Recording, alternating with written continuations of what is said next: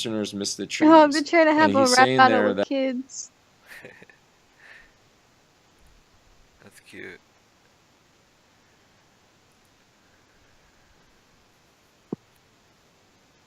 Did you say Westerners my only dad had to care teach you ice? What?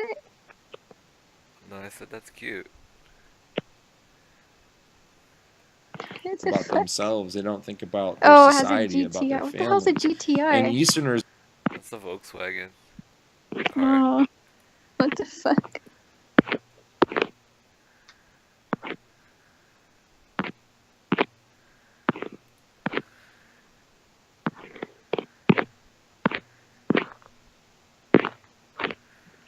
do the opposite. They only think about their families and their society. They don't think about themselves.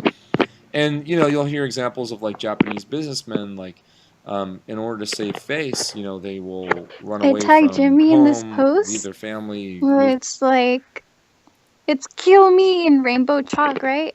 I tagged Jimmy in it, and I'm like, when I'm on register, and he's like, "You look happy as fuck though, lol." And I'm like, "I'm always happy to see you," and a heart, and a smiley face. He's like, "Oh," and I liked it. I fucking hate it. I never look happy. On the register, of course. I mean, who likes to be there? You have your Walgreens card? Oh no, it's okay. Do you have your Walgreens card? No? Okay. You're not gonna get the sale then, bitch. Yeah, you could save like $4. You saved 10 cents today. Oh boy. Well, like, how much did I save? And I'm just like, motherfucker. You think I give a shit how much you save? You think I actually look? I mean, doesn't it like benefit the store if like you don't even take the card anyway? They make more money.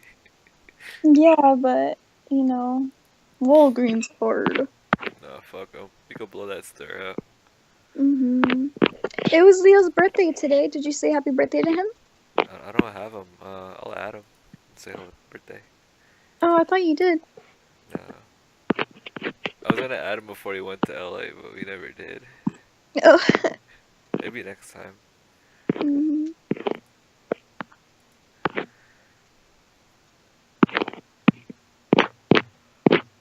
Only 20 people told him happy birthday.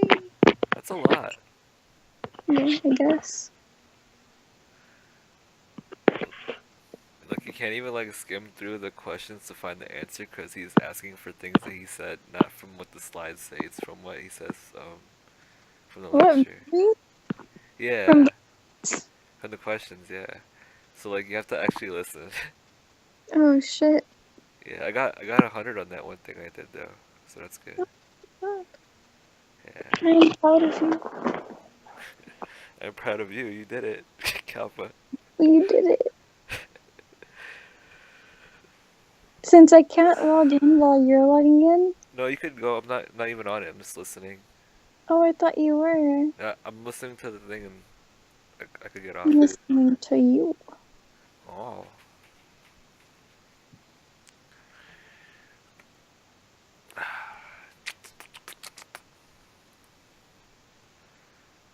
I'm gonna get off in 2 hours though. Okay. So I get Yeah, so I get 6 hours of sleep. are you doing something tomorrow? Yeah, I'm hanging with the guys tomorrow, but I'll be good if I get 6 7 hours. Oh shit, I'm so sorry. Do you want to just go to sleep now? Oh no, I'm not even sleepy. I'm good. Yeah, something you can sleep on. Your tummy? Oh, I don't know. That's what I want.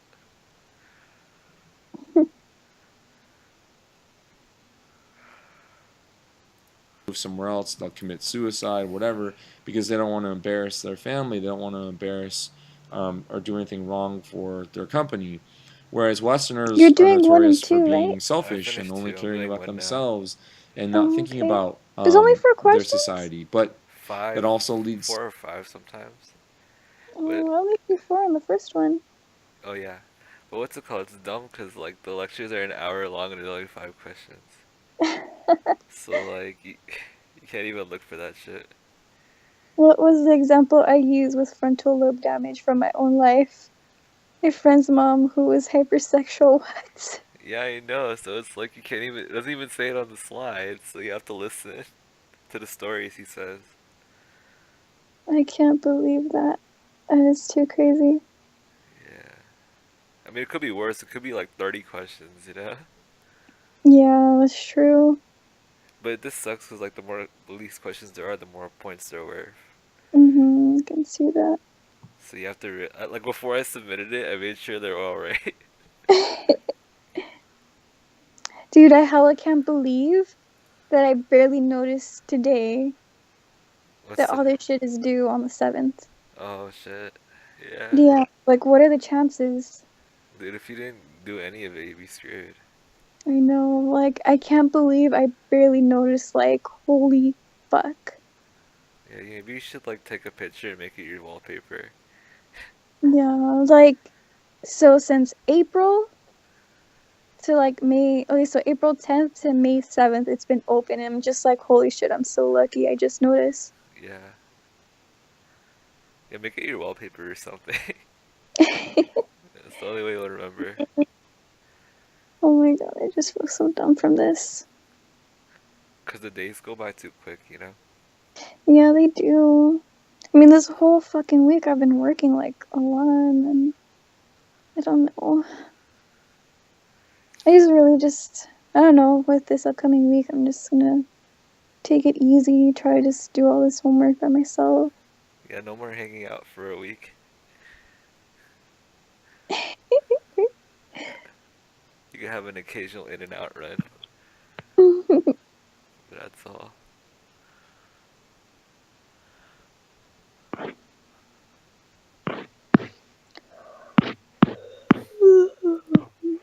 So the sister is done with school, huh? Yeah, but she was fucking screaming all morning and afternoon at Chris. Oh, God. hmm I guess he like pushed her or something and she freaked out about it and was like, "Don't push me!" He's like, "I didn't mean to." Because I think they were trying to like get to the bathroom first. Hmm. And yeah, well, they've been kind of like arguing here and there. It's getting like, calm the Annoying. hell down. Yeah, it's like you don't need to be yelling. Especially with all the people in the house. Yeah, but it was just me and my aunt downstairs. Yeah. Well, I was like in my room, but it's still like, I'm not gonna say anything, but my aunt will, and then it's just like, I'm trying to sleep. It's in the morning? Gee, Yeah, I told you the morning and some of the afternoon. what the fuck? Yeah, No and it's consideration for you to yeah, sleep. exactly. But then she gets hella mad when I wake her up. It's just like, like I told her before, like, do the same. And she's like, oh, and it's just like, no. Like, she just feels like she always has to be right. And it's just like, you need to be humble, but she doesn't understand shit. Like entitlement. Yeah, she just feels entitled, and it's just, should always be her way. And it's just like, Oh, it's God. really tiring for me. I'd hate to be Like, Chris. yeah. Like, honestly, everyone thinks he's too good for her. Really? Yeah, He's a really and cool guy. he is. It's like, it's kind of sad how everyone, like, says that and stuff. Yeah, I mean, I could vibe with the dude. I respect him Mhm. a whole lot. Especially like the cutesy thing where they always say I love you before they get off the phone. Yeah.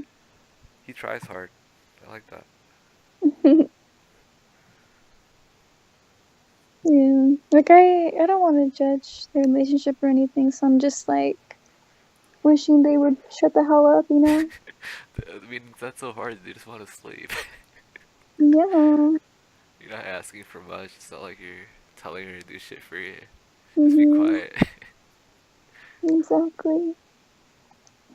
I think she tried to, like, knock on my door, like, in the afternoon, but I was like, no, I don't want to talk to her right now. I just don't want to talk to anyone anymore. I'm really tired of everyone's bullshit right now. Well, you should be. Yeah. I just want to fly solo.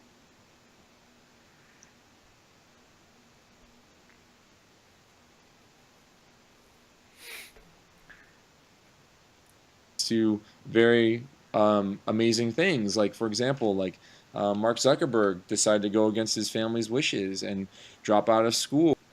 I mean, like if you think about this work shit, I mean, like, uh, it's like every one of these videos is like a week for a class, so if a 1 hour video isn't that much, if you think about it. Oh, you're right. Oh shit, yeah, because it's like week 3. Yeah, because normally a lecture is like an hour and a half. At least you can do it from Mhm. the with your PJs in your bed and stuff. Yeah. That's what I like about Foothill College. A lot of it's online. Yeah, I was playing Overwatch, listening to it. But everybody Good got for off. multitasking. Yeah, I mean I have two monitors, so I could like read it at the same time. Mm. Which in an Asian family might not have been accepted. And he started Facebook, and now he's a billionaire because he did something that he wanted to do. And again, if you came from an Asian society, an Eastern society, maybe he wouldn't have had the courage to do something like that. So this is a very important thing because in the Bay Area, where I teach this class, we come from lots of different backgrounds that can definitely shape the way that we view the world. And we also see people getting married, like, for example, a Western sort of Caucasian white, person might marry an Eastern Asian person, and they may have very different ways of viewing the world. And when they're considering ways to raise their children, they have some very difficult decisions to make as they go along raising that child. So it's kind of an interesting thing to think about. Um, Homosexuality is an example of this. It's viewed differently How long across are cultures. In quizzes? some countries, it's an You have as long as you need. They're not timed. Oh, what the hell? So you could pretty much just get in the quiz, just read all the questions? And listen to it at the same time. Yeah, right? Yeah, that's what I was doing. I just kept rewinding and listening to it. Oh, God, I'm so smart. I'm just kidding. Hey, you are pretty smart about that. I mean, I thought of it too. Mm, What are you doing? making noises.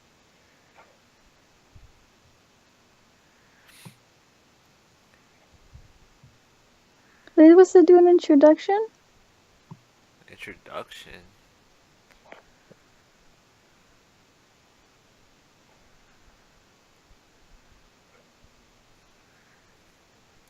absolute no-no. Like, you never come out I if don't you think I'm are supposed to. homosexual. That's something that you keep to yourself, and you never, for your entire lifetime, I don't think it's say it to even graded, so anyone for fuck fear that. of death, for fear of Fuck you. incarceration.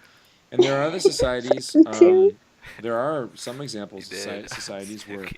homosexuality is actually Wait, so are you taught. like If you take a human you dick?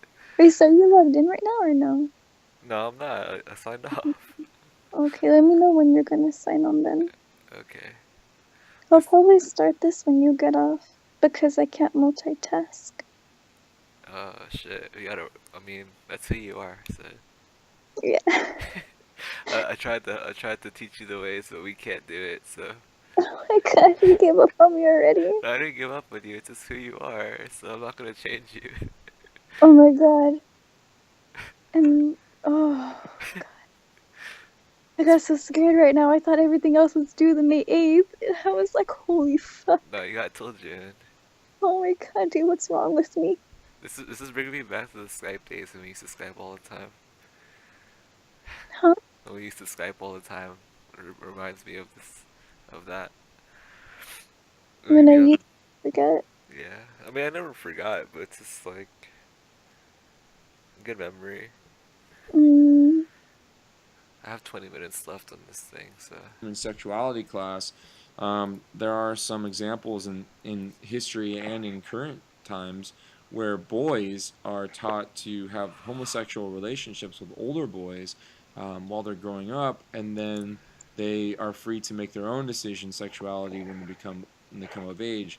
And what we see in those examples is we see usually there's about 4 to 5% homosexuality rate in the society, but it's really hard to measure because there's so many different types of sexuality, and it's hard to put labels on people. But when you do compare a Western culture where it's sort of accepted, but not always. In some places it I'm is, in thinking some about places it's just not. becoming a It's dental assistant. What do you think? They pay pretty good. I know somebody who does that, and they have good insurance. They get hired a lot over here, actually. Are you thinking what I'm thinking? I think so.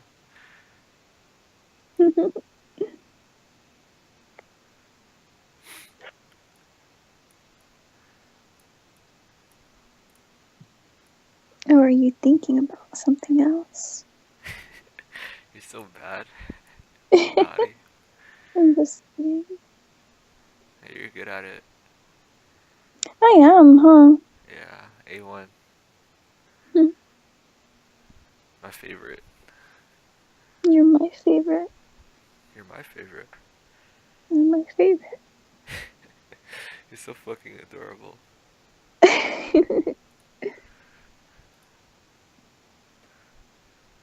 It would be pretty about cool if I 4%. became like a chef or something like that. A chef? Hmm. Hmm.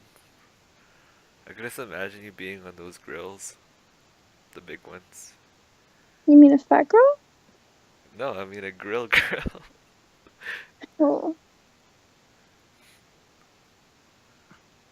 I'd rather have you fix my car and be a engineer or something. why? Because I can't do it myself. I'm afraid that I'm gonna break. Every time I try to fix something, I'm always afraid in the back of my mind I'm gonna mess it up more. Hmm. Especially with the car stuff. If it's computer stuff, I can do it. The car stuff now. You know what else I Percent on can self. do? What? I could go into cosmetology. I think that you'd be really, cause you're really good at that. I don't think I would. I think you'd actually be interested in it to where you'd actually be good at it. That's why. Because most of the And stuff you learn about for the medical stuff is boring to you, you know? not even. Really? Hmm. Like, I still want to do the nursing, but honestly, it's gonna take a really long time.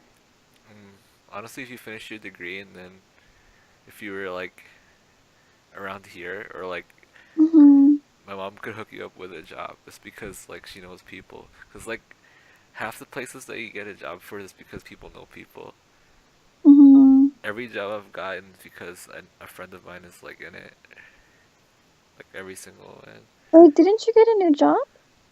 Yeah, my friend works there right now, but I have to So wait. where's the new job? You never actually like talk to me about it. Well, it's the Samsung store. They sell like they do like events and stuff to where like they Mhm. showcase like ads and stuff and like new hardware and stuff like that. So half the time you're like setting up events, the other half you're just selling phones and stuff. Mhm. It's pretty easy. I should have left already to be honest. I'd have way more money than now. Mhm. But I stayed for the kids. I figured that at summer camp I'm gonna be making so much money because I'm gonna be working from 7 to like 5 o'clock every day. So Mhm. like I'll be hella tired, but I get to save, and then after summer camp I'm leaving, so I get to save so much before I do anything. Mhm. Hmm. Sorry, I'm reading something. That's good. Like, if I do the cosmetology class, Hmm. hmm, Is it even part of your curriculum? yeah, Oh, so you Mo- should do it. I could get, maybe, hmm, It's an elective, isn't it? it's not an elective, it's like the actual certificate. Oh, really? Mhm. You should go for it. I mean, what's the harm in trying? Yeah. I just want you to do something that you'd be happy in, you know? Yeah. Because you're gonna be doing it for the rest of your life.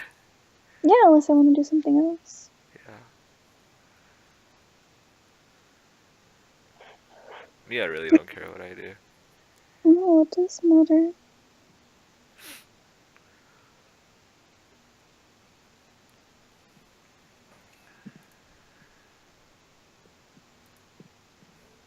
self-report, anonymous self-report. And if you compare that to societies that have these sort of like forced or culturally expected homosexual relationships, it only goes to about 5 or 6%. It doesn't jump, and that might just be the number of people that in our society, no matter Mm, whether it's anonymous or not, don't want to admit the fact being homosexual.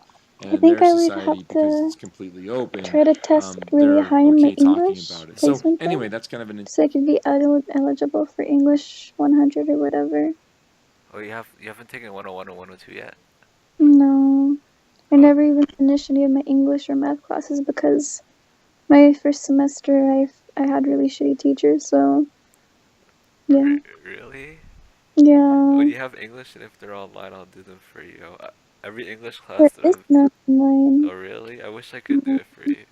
I'm so good at Uh, writing papers and stuff. I like how you hella are. Dude, every time I take an English class, I've always gotten an A. Mm, Well, like for math, like I have a math degree, and for every math class I get like a B or a C. that's the Asian in you. No, I hate math, but the only reason I did is because they're hiring for it.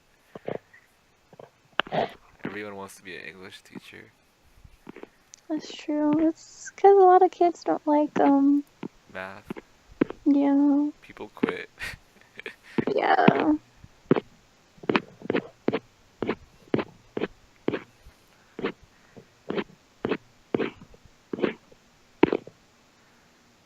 interesting thing.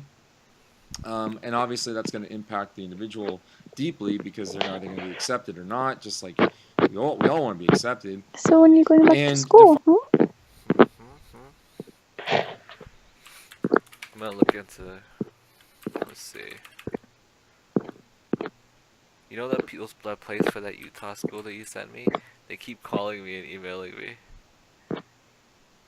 Remember that one I class? just That one. yeah. I Yeah. mean the school. Yeah, that school. Like I set up for a phone interview, and they, to this day, ever since you showed me them, they keep calling me. I guess because they like saw like my thing, and then they saw that I could take their classes and stuff. Mm, Karen was telling me it wasn't that good. But that school, Mhm. that's probably why they keep calling me. They need people. You should just block them. Yeah. Every time I call, I'll tell them another time. Why don't you just tell them I'm not interested at this time? Yeah, I'm gonna tell them next time. It's like once a week type thing. I really want to go to this place by my house. It's called Lehman College. Mhm. But I don't know if like my GPA is good enough because I know I need like a 2.5, but I have a 2.3. Maybe they'll give me like a chance if I go.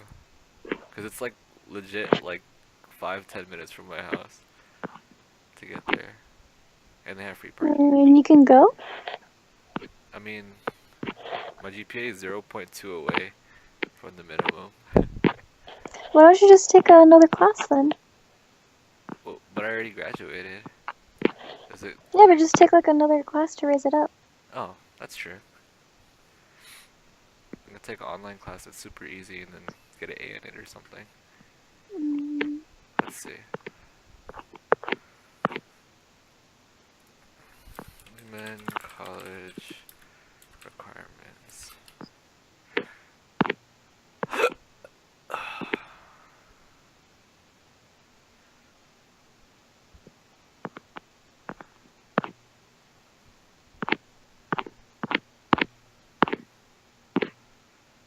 I really do appreciate that you're pushing me to go back too.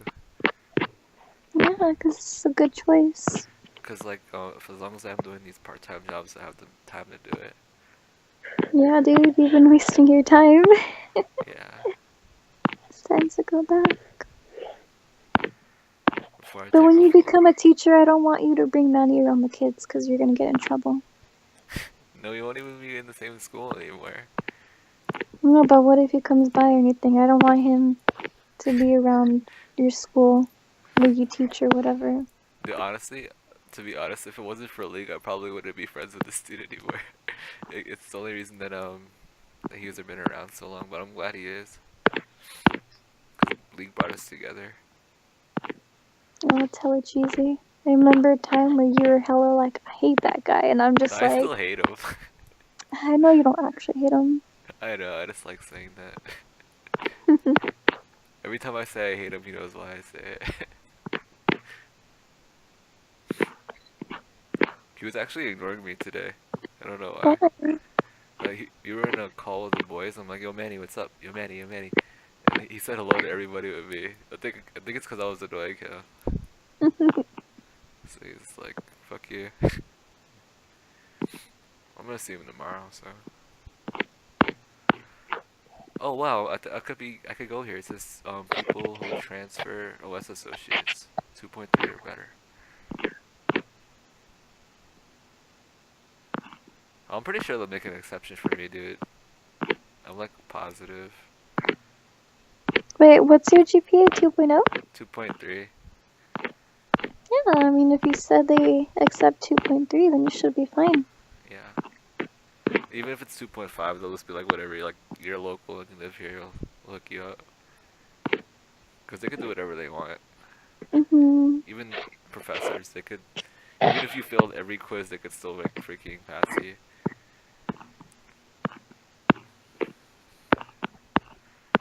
The school is so clean too, because like most colleges here, they're like 9 to 10 stories high, right? Mm-hmm. And this one is actually a real campus where you can walk around and stuff. That's weird. You don't have stuff like that? No, we don't have room. So every college that I've been to 2 colleges. There are like 3 buildings that are like 10 flights high. Mm, So it's so bad because like everyone would be running for the elevator. There's 6 elevators and they're always all packed. I bet you felt someone's booty against your crotch. Like it's my crotch? No, Mhm. not really. I usually took the staircase. Usually. Boo. I'm just kidding. And plus people smell weird. All bunched up in that elevator. Mm-hmm.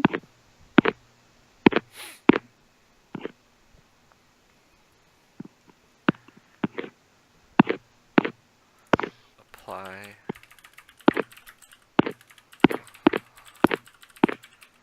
Wait, do you work tomorrow? Yeah. 4 to 12. 30. 30. 30. 30. 30. 30.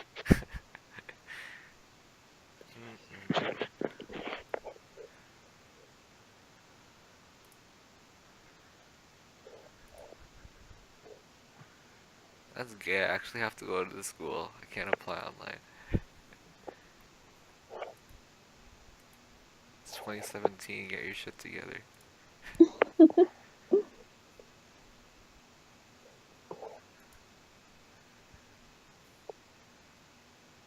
I think I'm gonna try to just take the midterm right now. Right now? Yeah. For which class? For PC security. Okay, so I'm gonna sign in, okay? To the other one. Yeah, go ahead. So I could copy the questions.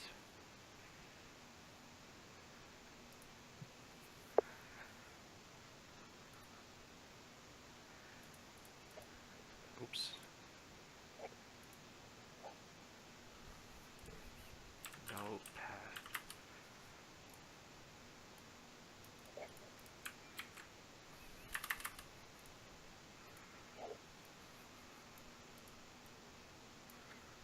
Finding success is another one. So in different cultures, being a successful person is a very different thing. And so I want you to think about in your culture, right? In your subculture, like where your family's from originally, or however you identify culturally and subculturally, what is success? Like to be a successful person, you must do blank, you must achieve blank, you must have blank, or whatever it is. So I want you guys to think about it. Again, if you're group setting, good time right now to pause and think about it.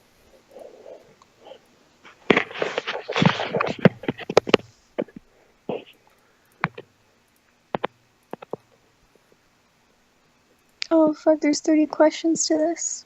Oh shit. How long do you have to finish it? 2 hours. Oh, you're good. Use Google. I know, right? And then I'm doing. Did you fall asleep last night? When I was writing it? I think so. Why?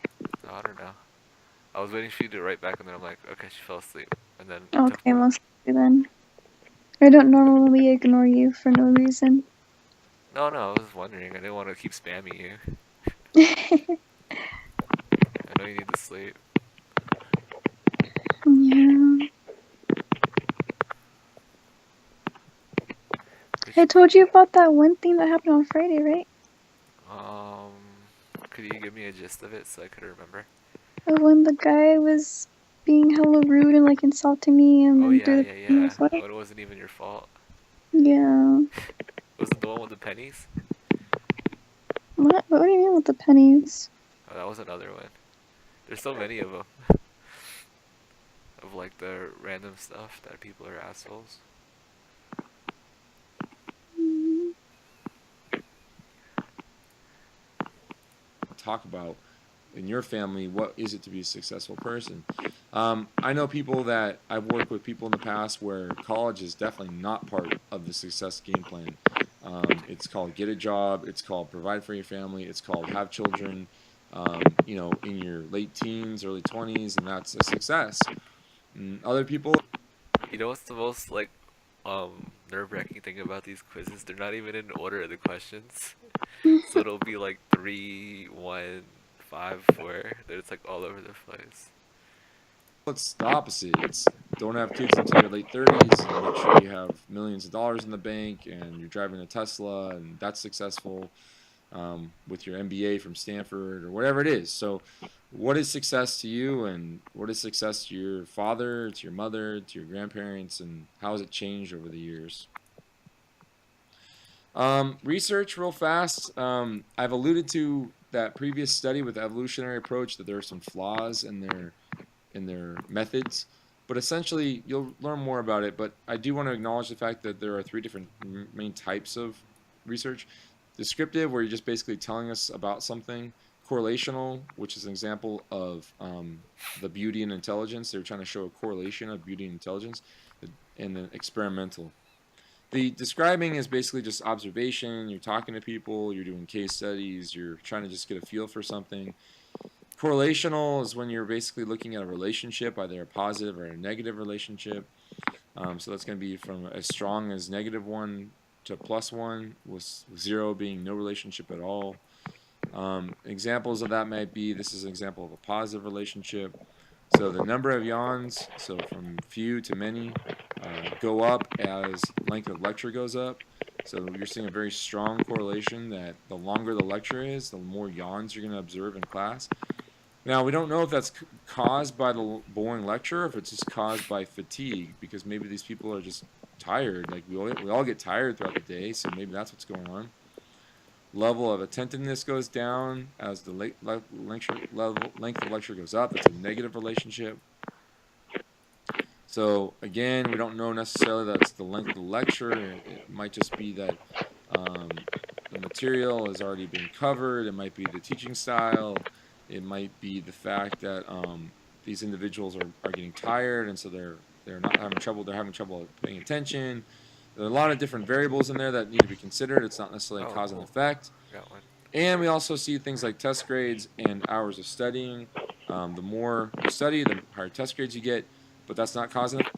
So do you see both, because you've maybe seen this before, or you are things, right? So like involved in experiencing things, involved in making decisions. So it's all about how we direct our attention. Like, so for example, and we're going to cover this in class, but for example, when you're driving your car, you could either be texting while you're driving, or you could be on your phone while driving. Those two things, being on your phone while driving and texting while driving, are two very different things from a cognitive perspective, and people think of them sort of as the same.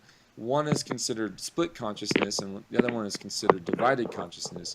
And so, anyway, the point is that they're very different, and we'll explain that more as the class goes along. And also, it helps us understand memory and problem solving, and how these things get better with practice, just like any other muscle in the body. And there are things that we can do, like Lumosity and games like that, will help us with memory retention and anti-aging. But a good example or a fun example of what cognitive psychology is our illusions or our perceptions. So here are a couple of illusions or perceptions for you. So this is the classic woman or women and the candlestick. So you either can see both because you've maybe seen this before, or you are able to flip the switch cognitively back and forth pretty easily, or you probably saw one of the two. You either saw a woman looking directly at us, or two women looking at one another with a candlestick in between, or a candlestick in front of one woman. So it's an example of something where you're like, all right, I get it. It's a, you flip the switch, you see two women. You flip the mental switch, you see one woman. And really what that is a cognitive mental exercise. You are making a decision to see something different. So when I decide, okay, I want to see two women now, okay, I've made a cognitive switch. And I say go back to one woman, and it's instantaneous. Another one that's a little bit harder, probably the hardest one for most students to see right away, is the old woman, young woman. And you might have seen this before, but if you haven't, you probably find this pretty cool. So do you see a young woman or an old woman? If you've seen this before, just kind of sit tight for a second. But if you've never seen this before, do you see a young woman or an old woman? So if you see an old woman and you don't see Progress. According to your instructor in chapter 1 video.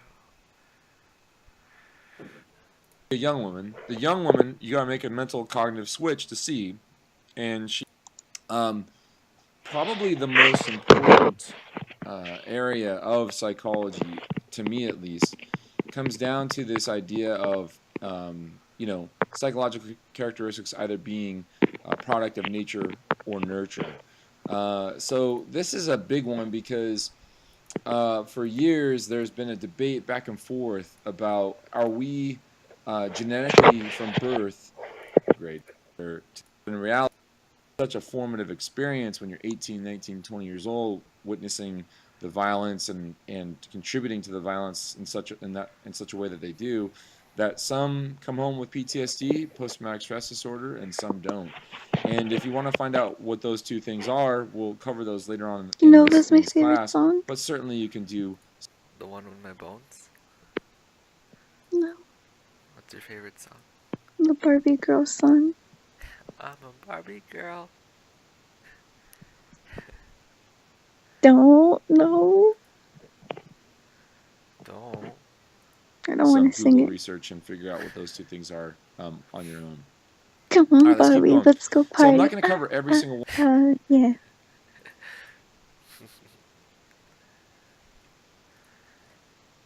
One of these approaches, but these are basically the approaches that the textbook has covered. I'm going to cover a few. It's of them. like fool around, So the touch around, something. Let's go party.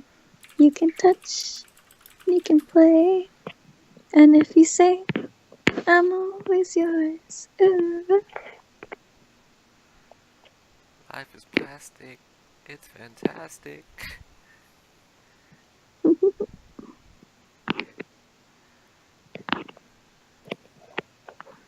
first one is, I kind of already have alluded to this.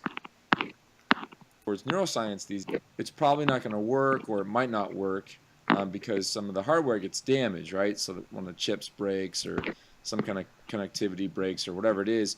And so our brains are the same. Our brains are like the software that runs beating their own beat or too much. I know I had a party last night, and I know. Brain is hardware, mind software. Brain is hardware. Cool. One more question to find.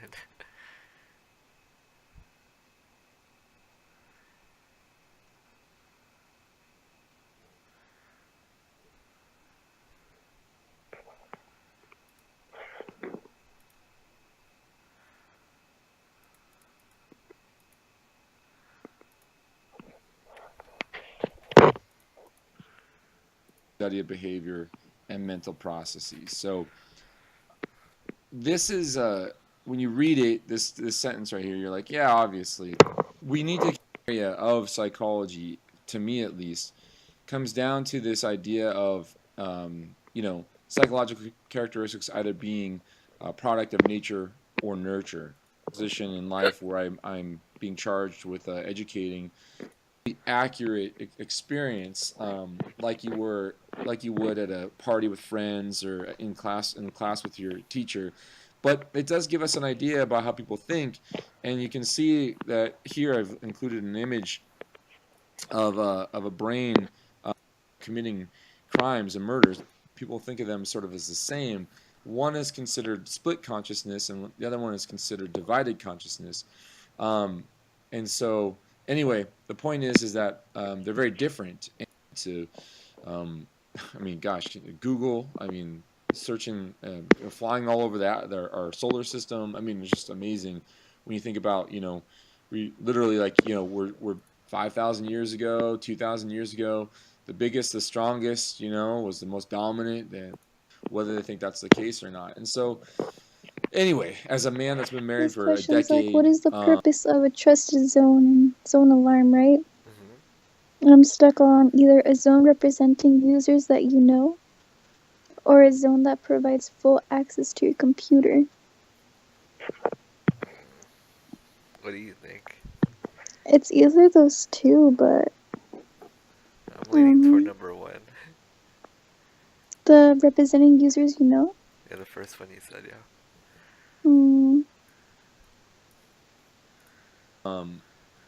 It's just for me. I think it's kind of silly to sit here and say, that predisposition to maybe argue that makes sense. More intelligent, more status. We also know that there are plenty of people who are intelligent that haven't achieved a high status, and that's fine too. But let's go along with their argument in step one. Okay, fine.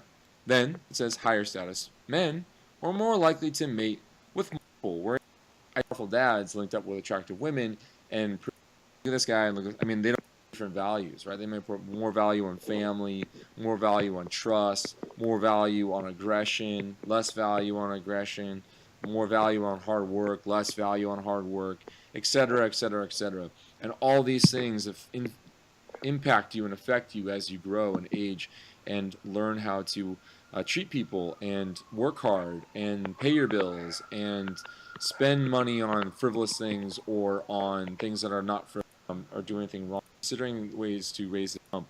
And that might just be success, positive relationship. So the number of yawns, so from few to many, go up as length in the past. And so beauty is just much more important. So maybe the CEOs are getting more attractive because we put more focus and attention on attractive people who are already running. And so these people are already relatively fit. And if now all of a sudden you're a couch potato and you've never, because of starvation and whatnot, being cut off by, we all just take for granted. We just think, okay, I'm just going to go get this ice cream, drink this milk, put this milk in my coffee or whatever it is. And some random cow somewhere produces for you. And because their entire life, ever since agricultural worker or something along those lines, or am I destined towards, working in computer science or something? So, and this is interesting because if I look at my personal lineage, my family, obviously I have lots and lots of ancestors just like you do. But in my fairly recent past, and this includes even my grandfather, he was a migrant worker. He migrated all over the country and worked seasonally, picking vegetables and fruits and things along those lines in agriculture mostly. And he finished his education in about 5th grade. Actually, I don't know if he even made it that far. It might have been like 3rd grade. The point is, though, his family needed him to bring in income. And so he didn't have a chance to even go to middle school, let alone high school or college. And so his education stopped. And some people taking this class right now might know parents or grandparents or aunts or uncles that have similar backgrounds.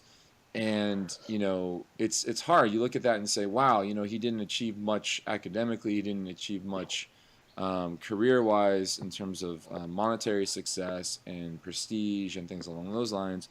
And yet a quarter of my DNA comes from him, and here I am, put in a position in life where I'm being charged with educating, college students at a fairly high level. And anyway, the point is that, was I destined towards this because of the genes that came from the other grandparents, or was there something different about my background growing up? And so there are certain traits that we've linked more closely to being biologically innate, and then there are other traits that are much more open for debate and open for research and discussion, that relates to how much education can impact us, and experience and culture. And one of the best ways to look at that is with twins, and we can look at identical twins, and we can look at fraternal twins.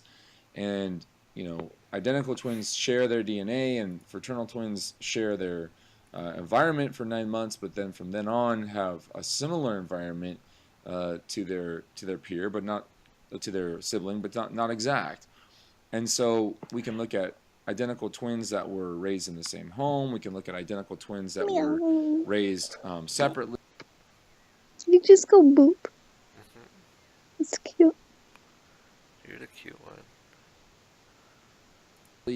And start to get a feel for what things are related to the environment and what things are related to the genetics. And the way that we currently sit with the research that we have, and obviously there aren't that many identical twins that were given up for adoption separately and raised in separate parts of the country and even separate parts of the world, to get a better flavor, a better idea of what culture and what family can do to impact somebody's psychology, somebody's intellect, somebody's emotions. But what we know about right now is that basically biology is definitely very, very strong. There are some certain things that with IQ and with certain types of predispositions to certain mental illnesses and certain diseases that are linked strongly to biology, but research has been piling up more and more that the early stages, and this is one of the reasons why I teach child adolescent development, but the early stages of development, so we're talking basically from 0 to about 6, is pivotal in a child's ultimate ability to achieve things like IQ, mastery of their self-control, understanding of self-regulation, and minimizing impulse control and things like these types of things. That a lot of that comes from the early years. And again, that might not show up because you see these parents raising their kids Fucking Sean throughout broke the my eons the fan same way, thingy to turn and it so people off, and attribute now that to their I can't genetics turn and it their off biology. anymore, and it's kind of cold in here. Let's unplug it, babe. No, it's the fan from the whatever you call it, Ah, ceiling. I was about to say the not floor. the not floor. Yeah, the thing that's above the floor.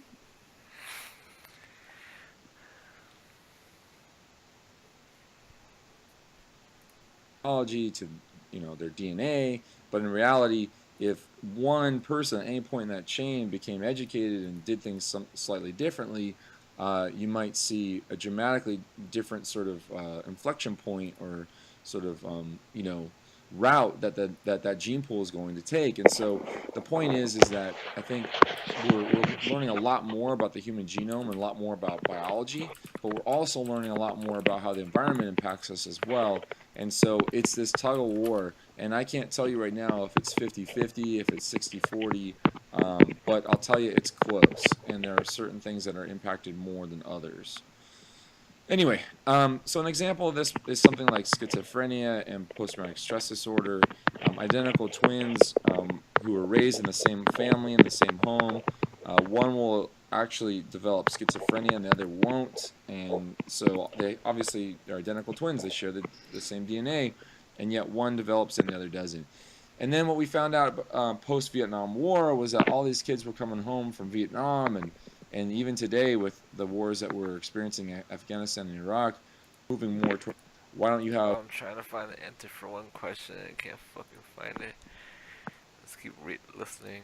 self-control, I'll find sense of reality, or to make the case.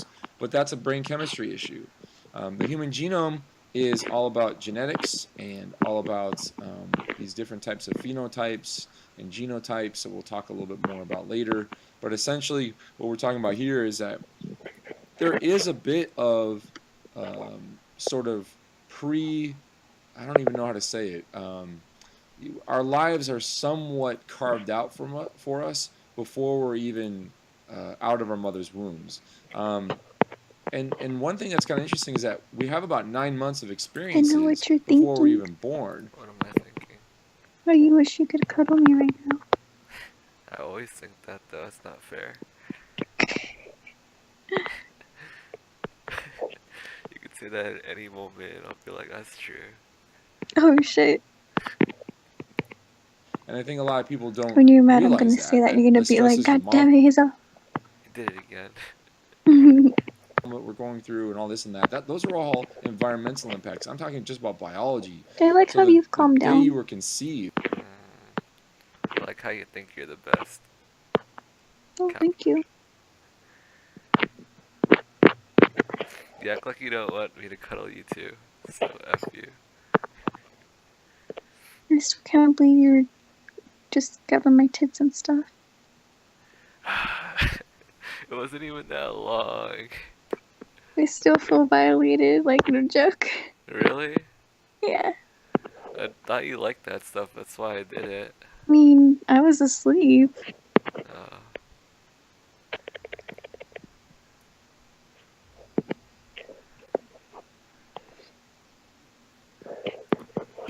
that particular sperm and egg combination that carried a certain type of genetic material, and that has we call it the reaction range. Perfect. You have a certain amount of range that you're going to have for height, for skin tone, for aptitude, IQ,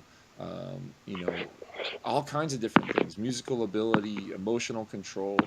And so the human genome allows us to start understanding DNA at a much deeper level and figuring out, okay, what are the genetic markers you for love me different though. types of things like alcoholism, schizophrenia, high IQ, low IQ, and start to understand what are some of the genes at play and really map that out. And so it's an exciting time, but also a very scary time, because if we really get what we wish for and figure everything out, are we getting to a place where we're going to start controlling, what our kids look like, what our kids are capable of, and that's cool, but also scary at the same time, because, obviously you're playing God or whatever you want at that point. So it's an interesting discussion to have with some of your peers. That do we really want to fully understand all the different principles that are at play within our DNA, and if we could control it, would we want to actually do that? And the last thing is that we can actually see the brain work in real time now with a functional MRI. It's an actual MRI machine that actually sees the brain work in real time, and it's not perfect because you have to go and sit in this large, elaborate MRI machine, so it can't really get a fully accurate experience like you would at a party with friends or in class with your teacher. But it does give us an idea about how people think, and you can see that here I've included an image of a brain understanding or thinking about people of the opposite, not opposite, of different races. So you might be thinking this might be a Latino person thinking about an Asian person, or African American person thinking about a Caucasian person, or whatever it is. That certain types of parts of the brain on certain sides, different lobes, actually fire, and we can actually figure out what parts of the brain are responsible for different types of behavior, different types of emotion. And for example, we know the amygdala is in charge of fear, and so different people have a different baseline amygdala activation. And one of the interesting things, if you study serial killers' brains, is that their amygdala actually does not fire with normal stimuli. So, for example, like Jeffrey Dahmer, for example, and also for Ted Bundy, who are two serial killers, their amygdala, so fear and just like this adrenaline rush, it didn't happen until they were on the cusp of getting caught while committing crimes and murders. And so imagine somebody that goes through life with a flat affect, who has no different. Their life is always sort of at the same speed. There's no real excitement. You could drive 100 miles an hour and not really feel anything. And for a lot of these types of guys that eventually do malicious crimes, many of them are just seeking some sort of experience that will activate the amygdala or something along those lines, because for them it's very hard to do that. So biological approach teaches us that. The cognitive approach is another fascinating one. This one has a lot more research behind it, probably about 60, 70 years worth of research behind it. And it focuses more on the mental process involved in knowing things, right? So like involved in experiencing things, involved in making decisions. So it's all about how we direct our attention. Like, so for example, and we're going to cover this in class, but for example, when you're driving your car, or a candlestick, kind of fun because now. So anyway, are we adapting? Well, it's only been about 3 generations or 4 generations since all that occurred. So are we really changing psychologically? Well, some theories say yes. I mean, for example, like, I didn't know there were pyramids in Mexico. No. Yeah, I didn't know that. I have a friend that's there, and he took photos. So I'm like, oh, that's cool. You know what else you have? What? Gonorrhea. Gonorrhea. Mm-hmm.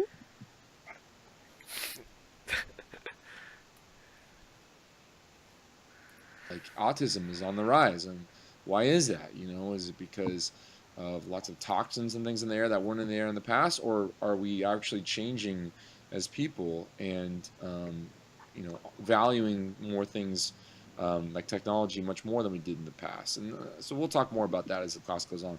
Reproduction, I think it's not that you can't really argue it. I mean, in the past, let's say 5,000 years ago, and maybe look at this guy and look. I mean, they don't match up, right? They're not the same level of beauty, right? It's very different. And so, are these just a handful of examples, or is this an actual thing that's occurring? That actually intelligent men are linking up with beautiful women and having intelligent and beautiful children. That is not my opinion. That is an example of evolutionary approach to understanding psychology. That is a fascinating one. That is a controversial one, and one that has a ton of holes in it. But it's an example that hopefully gets you kind of thinking about something. And I hope I gave it justice and didn't come off biased in any way. All right. So let's keep on going. The sociocultural approach, I've alluded to that one already, basically says that our societies and our cultures actually impact us deeply psychologically. And it focuses looking at countries, right? Like in the United States, what do we value? And if you come from another country, or your family has come from another country fairly recently, they might have different values, right? They might put more value on family, more value on trust, more value on aggression, less value on aggression, more value on hard work, less value on hard work, etc., etc., etc. And all these things impact you and affect you as you grow and age and learn how to treat people and work hard and pay your bills and spend money on frivolous things or on things that are not frivolous, like investments and things like that. Anyway, example of this is Nisbet's work that looked at Westerners and Easterners, and he defined Westerners as Europeans and North American, mostly American and Canadians, and he compared them to Easterners, which he mostly defined as Northern Asian and some Southern Asian. And he basically said, look, Westerners miss the forest and Easterners miss the trees. And he's saying there that Westerners only care about themselves. They don't think about their society, about their families. And Easterners do the opposite. They only think about their families and their society. They don't think about themselves. And, you'll hear examples of like Japanese businessmen, like, in order to save face, they will run away from home, leave their family, move somewhere else. They'll commit suicide, whatever, because they don't want to embarrass their family. They don't want to embarrass or do anything wrong for their company.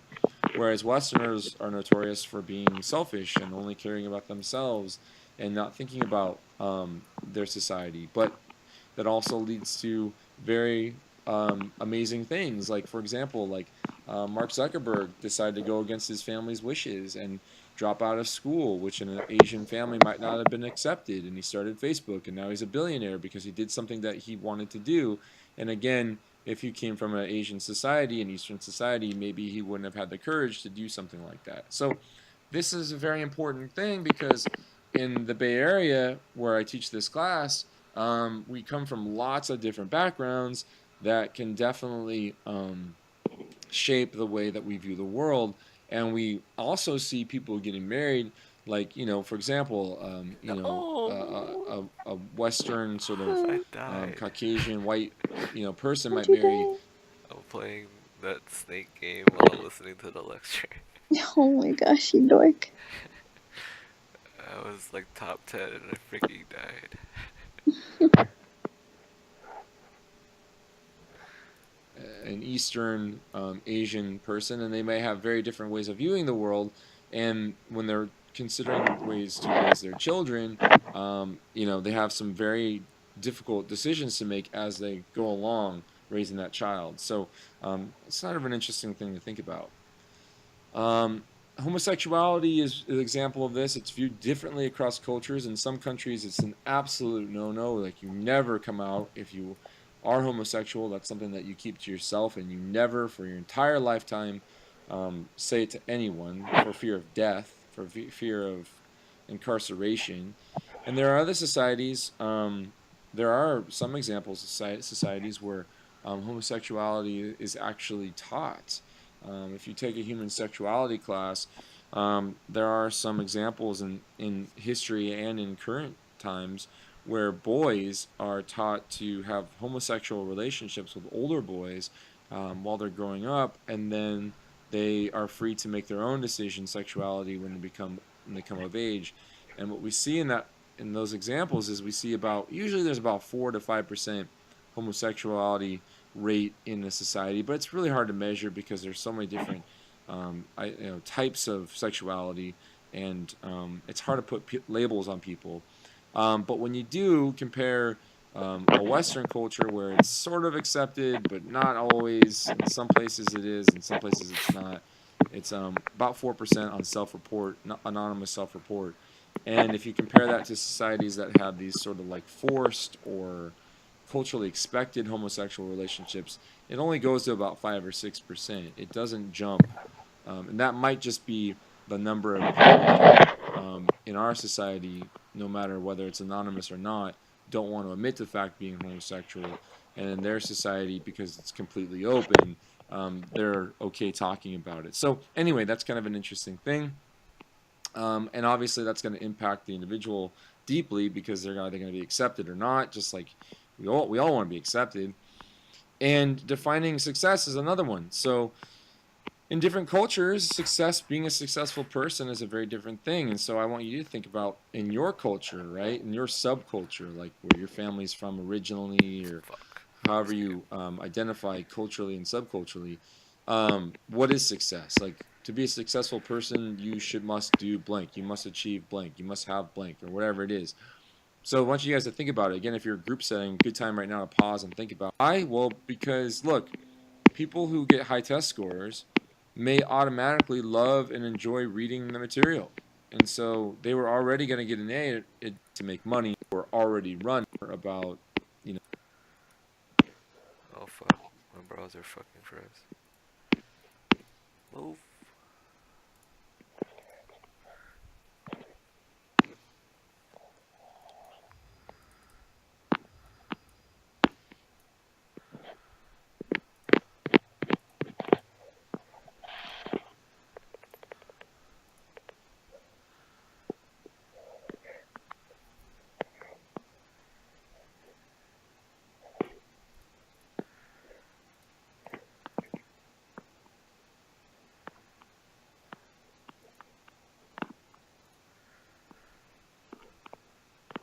be considered confounds, or called confounds. If they cause problems, we also know that there are plenty of people who are intelligent that haven't achieved a high status, and that's fine too. But let's go along with their argument in step 1. Okay, fine. Then it says higher status men are more likely to mate with more beautiful women than lower status men. So already right there, you have your first pretty big issue with this study. So you're saying there, right, in this study, that women who are beautiful, right, are more likely to mate, which is a pretty evolutionary, I mean, that's a pretty biologically focused word, right? Not just like marry or fall in love with or have babies with, mate. I mean, that's pretty scientific, right? And you're saying that they seek out higher status men. Now, some of you might say, yeah, hello. And some of you might say, "Ah, are you kidding me? That's so, I mean, that's just so like surface and like not, there's, we're people, we're individuals. We have more depth than that, right? So the issue with this study primarily comes from point number 2. So then they say, all right, well, Meow. intelligence is heritable. We know that. Meow. Meow. Meow. We know that intelligence has a certain level Is Google helping you? A little bit. That's cool. of heredity to it, and we also know that beauty is heritable, and that's usually if you see a beautiful woman, she usually has a beautiful. I really think this one thing is the answer, but the answer, like one of the words is misspelled. So I'm like iffy about picking that one. Daughter, beautiful two models get together, usually have two beautiful kids or beautiful kids. So again, open for debate, right? Again, none of these things are bulletproof, but they. Hey, we got it all right again. Hey, it worked. 5 for 5. Okay, I'm gonna do one more. You could do 4. Okay. I'm actually surprised I got it all right. I thought one of them was wrong. Well, good job. Week 3. Video. Hello, ladies and gentlemen, welcome to Oh, this chapter one's 3 hour of General 13. Psychology. Oh boy. This is the sensation and perception chapter. You might not know what that means just yet. You might have an idea of what it is. But it is actually a fairly interesting chapter. There's some interesting stuff in here that maybe you didn't know yet about yourself, about your psychology and the psychology of others. So anyway, I want to welcome you guys back to the class, quote unquote. Here I am in my office, Nick Tuttle, your instructor yet again. And let's dive on into this bad boy. Alright, so first off, we have to identify some terms. If we're going to talk about sensation and perception, we got to know what we're talking about here.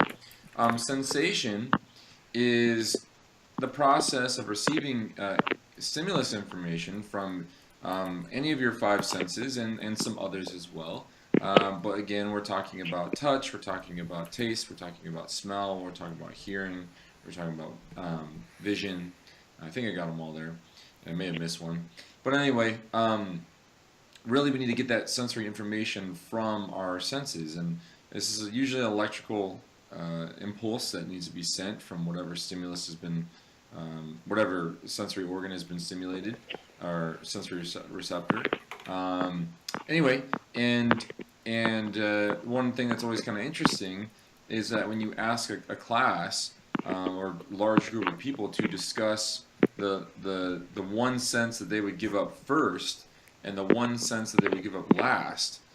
So would you give up sight first, or would you give up hearing first, or taste first, or touching first, or smelling first, or the opposite? Would you give it up last? Would you give up taste first, or would you give up last? Would you give up taste last, smelling last, vision last, hearing last, touch last? It's always very interesting to see how people differ. Usually most people want to give up taste or smelling first. That's usually the number one sense that people would give up first. Usually smell first. Obviously nobody wants to lose any of their 5 senses, but smell is usually the number one. And then in terms of the one they want to give up last, it's usually either hearing or vision. Although from time to time you will see people that are willing to give up things like touch first, or things like hearing first. So people like musicians would never want to give up their hearing, but they'd be okay giving up, smell or possibly even vision, because they're so attuned to the auditory stimulus and also to tactile, This is kind of to hard. touch, as opposed to somebody When who you is open a port 3389 on your computer, which following statements is true? And then it's like A and C kind of contradict each other. But then it's like if someone knows your username and password, they can get in. Mm-hmm. But then I think if you have some programs, you can still get into that port. Hmm.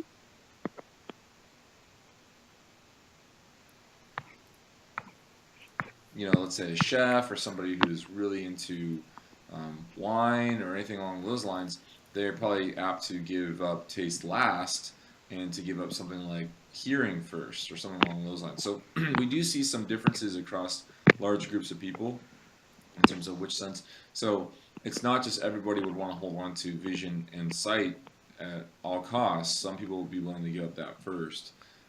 So it would be interesting if you're taking this with a group of people or a group of friends or at a dinner party or some sort of social engagement to ask which would be the first sense that you would give up first, and which would be the sense that you would give up first, and which is the sense you would give up last, and see if everybody's on the same page or see if people are actually on different pages.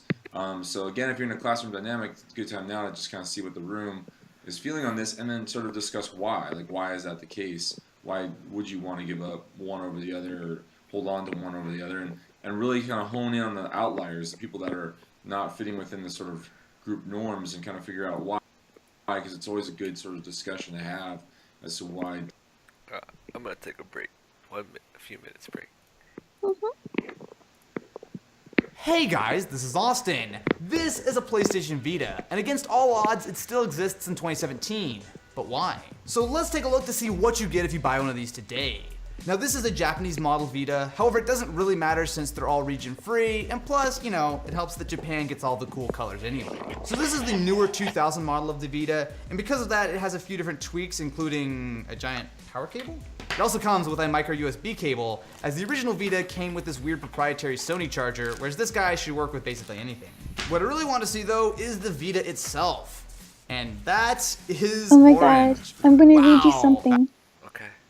Okay, a hacker sends an army of packets from multiple computers to an attacked computer. This causes legitimate users to be denied access to the site. Great. What is the name of this kind of attack? What are the answers? Oh, just think about gaming. Oh, hacking. But what's the actual attack? And what is it actually called? You know this. The Lizard Squad? Wait. Script. I don't. Ah, fuck. I know.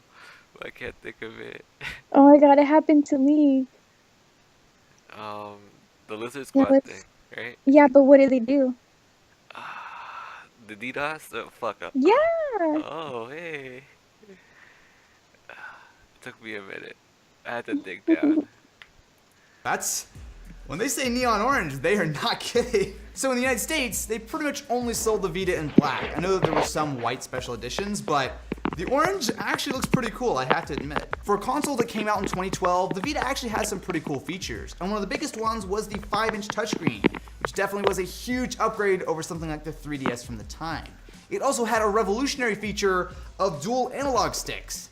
That might not sound impressive today, but compared to its predecessor, the PSP, which only had a single analog stick, this brought the Vita much more in line with what you would expect out of a portable PlayStation. Flip it over to the back, and you'll find a secondary touchpad. So this is very similar to what you would find on the PlayStation 4 DualShock.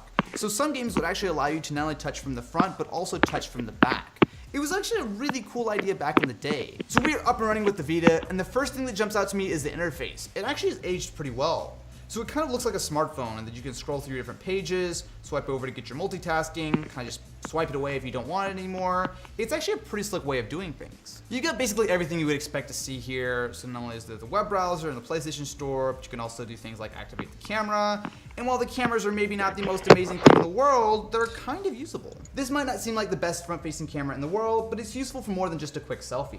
So the PlayStation Vita supported AR games, and it was kind of ahead of its time in a lot of ways. So sure, today, things like Pokemon Go are completely standard, but back then, having something like that could run on a portable like the PS Vita was kind of cool. Inside, the Vita actually had pretty decent specs for its day. So it has a quad-core ARM A9 processor, 512 megabytes of memory, and a 5-inch display with a resolution of 960 by 544. The only downside was that the screen was actually a slight downgrade from the original Vita model, which came with an OLED display compared to IPS on the newer 2000 models. Now there are other advantages, such as this is smaller, comes in more colors, has that micro USB port, but as far as pure screen quality goes, the original model was actually better. Compared to the 3DS though, the Vita had a huge technical advantage. Not only was it much faster, but it had a far better screen, and even though it was the better console in a lot of ways, it did not sell anywhere near as well, with the Vita topping out around 15 million sales, whereas the 3DS has sold over 65 million units and counting. Now there were a lot of reasons for this, one of the big ones being of course that the game library was much stronger on the 3DS, but we'll talk a little bit more about that in a second, but Sony also made some very questionable decisions with the Vita. One of the biggest problems with the Vita was the my boy. That's my boy.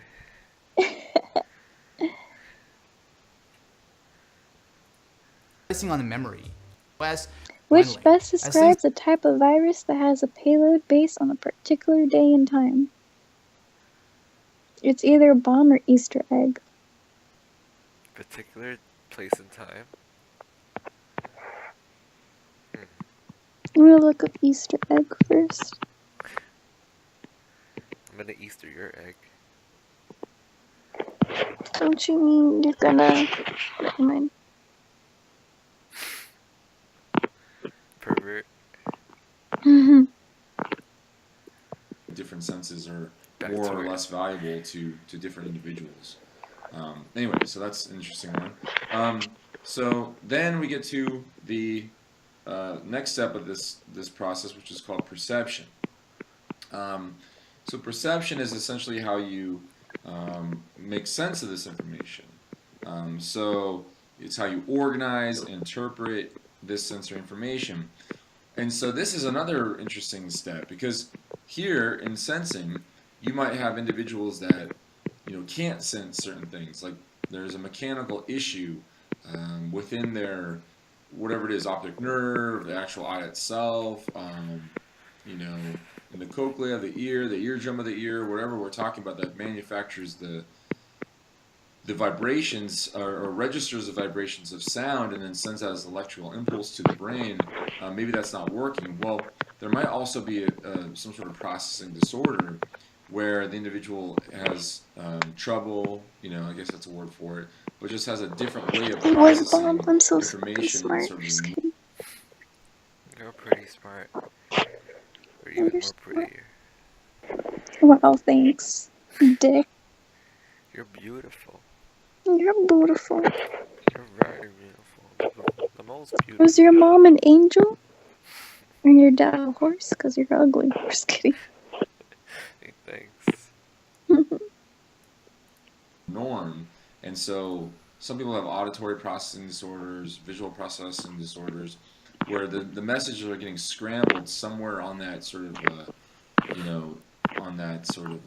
Say path perhaps that's to being drugs. sent from the sensory receptors to the brain to be processed. There's something going on there, or even in the brain itself, there's some sort of disorganization of that information.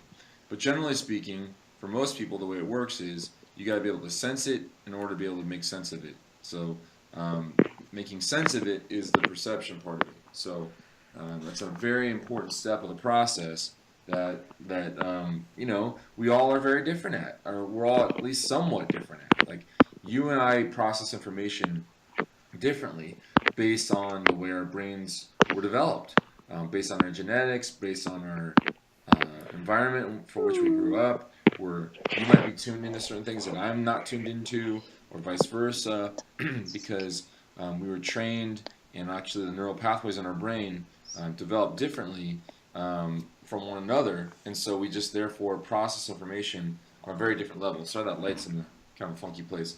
Anyway, yeah, so it's a very fascinating idea that we all sort of have a different way of perceiving things, and that makes sense when you think about you and your friend going through the same experience, and they have a totally different recollection or different understanding of that same experience, because you both sense the same information, but you processed it very differently, and you perceived it very differently. So perception is an area of psychology where we can sort of have a little bit of fun with, because we understand that people perceive things very differently, and that we can somehow impact the way that people do perceive things. So this could be anything we're talking about. We're talking about a marketing campaign by some sort of brand that people like or don't like. Could be political, politically related, could be economically related, entertainment-wise. There's just a ton of I'm talking to applications. you. Oh wait, what? Huh? Hello? What'd you say? No, eat your butt out. You heard it first.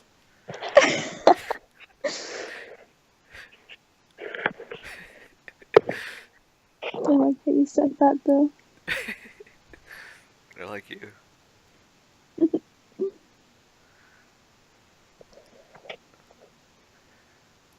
For This guy's mad loud, so I didn't hear you. Don't if you block. understand that every individual processes information very differently, and therefore their perception can be manipulated to some sense, then you can sort of have fun with that. And so we'll go over some of those lessons today. All right, let's dive back into this.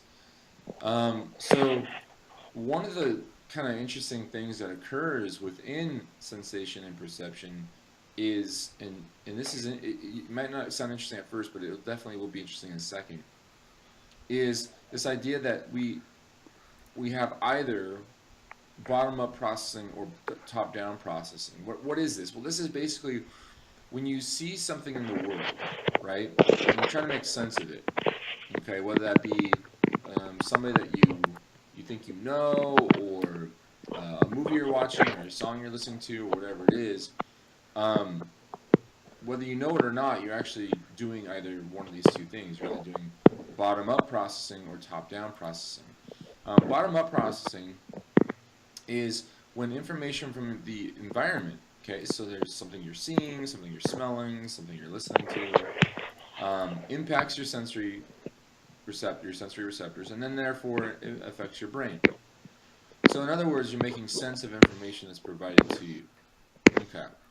Now, you might still be kind of like in the dark as to why this is important. Again, let me develop this idea. Top-down processing is the opposite. That's when you start with a thought, and you end with sort of understanding what it is your environment is providing to you. So if I completely lost you, that's fine. That's a total normal reaction to the first time you've ever viewed this. But let me put it into an analogy that really will make sense for you. Okay, and that is the analogy of going and the analogy of trying to prepare dinner for tonight. So in other words, I want to make dinner for tonight. I've got friends coming over. I've got a date or whatever it is. I want to cook dinner for my family or my wife or whatever. So here's how it works out with bottom up and top down processing, and this will click for you. If I want to make dinner, okay, I can do one of these two things. I can use bottom-up processing by looking at what ingredients I have in the kitchen or in my house, in my pantry, and then deciding what I want to make for dinner.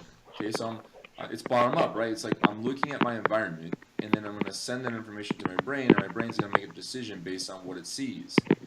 So in other words, I might just go through the cupboards, go through the kitchen, the refrigerator, and say, okay, I've got rice, I've got basil, I've got tomatoes, I can make a salad or something like that. That's called bottom-up processing. The opposite is top-down, when you look into a cookbook or you decide based on what you know already, in your brain, your memory, and all that kind of stuff. So you have a memory of something, or you find it in a cookbook, and then you go to the store and find the items that you're looking for. So in other words, you told the environment what to look for. You told the environment to look for just name a recipe. So noodles and sauce and pasta sauce and meat, because you're gonna make a pasta dish. You gotta go buy Parmesan to make spaghetti and meatballs or something like that. Again, that's top down processing.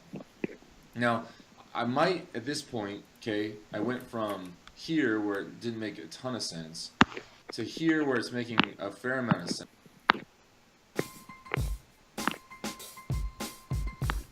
firestorm after they unveiled Lonzo Ball's first dollars, been $20. Hold up, the big baller brand slide more than Gucci flip-flops. Even Shaquille O'Neal came for LeVar via Twitter. Controversial to say the least, but let's look at this from a business standpoint. Nike, Under Armour, and Adidas were all reportedly baller brands, aiming to secure a $1 billion 10-year deal for all three of his sons, who, for the record, none of which have even been drafted by the NBA yet. So he went it alone. While a lot of people are knocking LeVar for his tactics, claiming he is putting his son's career and finances in jeopardy, others are praising him for his unconventional business model. LeVar Ball's kids do have to prove themselves, but I'm not mad at LeVar's approach at all. Someone had to challenge the status quo. LeVar called into the Dan Le Batard show today to explain not only the price point of the ZO2s, but he also touched on why it made sense for him to release them independently. How did you decide on $495? I figure that's what the shoe is worth. I like the way it's styled. And see, when you're your own owner, you can go with any price you want, how you feel it is. Now, see, with Nike and Under Armour, whatever price, I bet you LeBron, Kobe, none of them sat in on the price point. Because they're going to sell it for what they want to sell it for. I said, let Nike and Adidas and Under Armour, they battling below me. Okay. Let them go ahead and battle their stuff in Foot Locker. Okay. I'm better than them. So I'm a step above. In the end, despite all the memes and the uncanny similarity to the Kobe 8, is LeVar onto something? His brash approach is getting him publicity, which is directly sense. And what I'm going to do for you right now is help you make even more sense of this information. So what I'm going to do next is I'm going to show you an image, okay? And this image you're going to see and you're going to look at, and you're going to try to make sense of what you're looking at. And what you're going to be trying to do there is bottom-up processing. You're going to try to look at this image and try to understand what it is that you're looking at. Now, if you're taking this by yourself, what I would do is I would just pause the video and then just look at it and see, give it a good, solid college try, and try to figure out what it is you're looking at. If you're taking this in a group of people, which some people are, instead of saying, I know what it is, and yelling it out, or maybe you've seen this image before, kind of keep to yourself, kind of keep quiet for a second, and then let the other people in the room sort of go through the process of trying to figure out what it is they're looking at. Try to do bottom-up processing.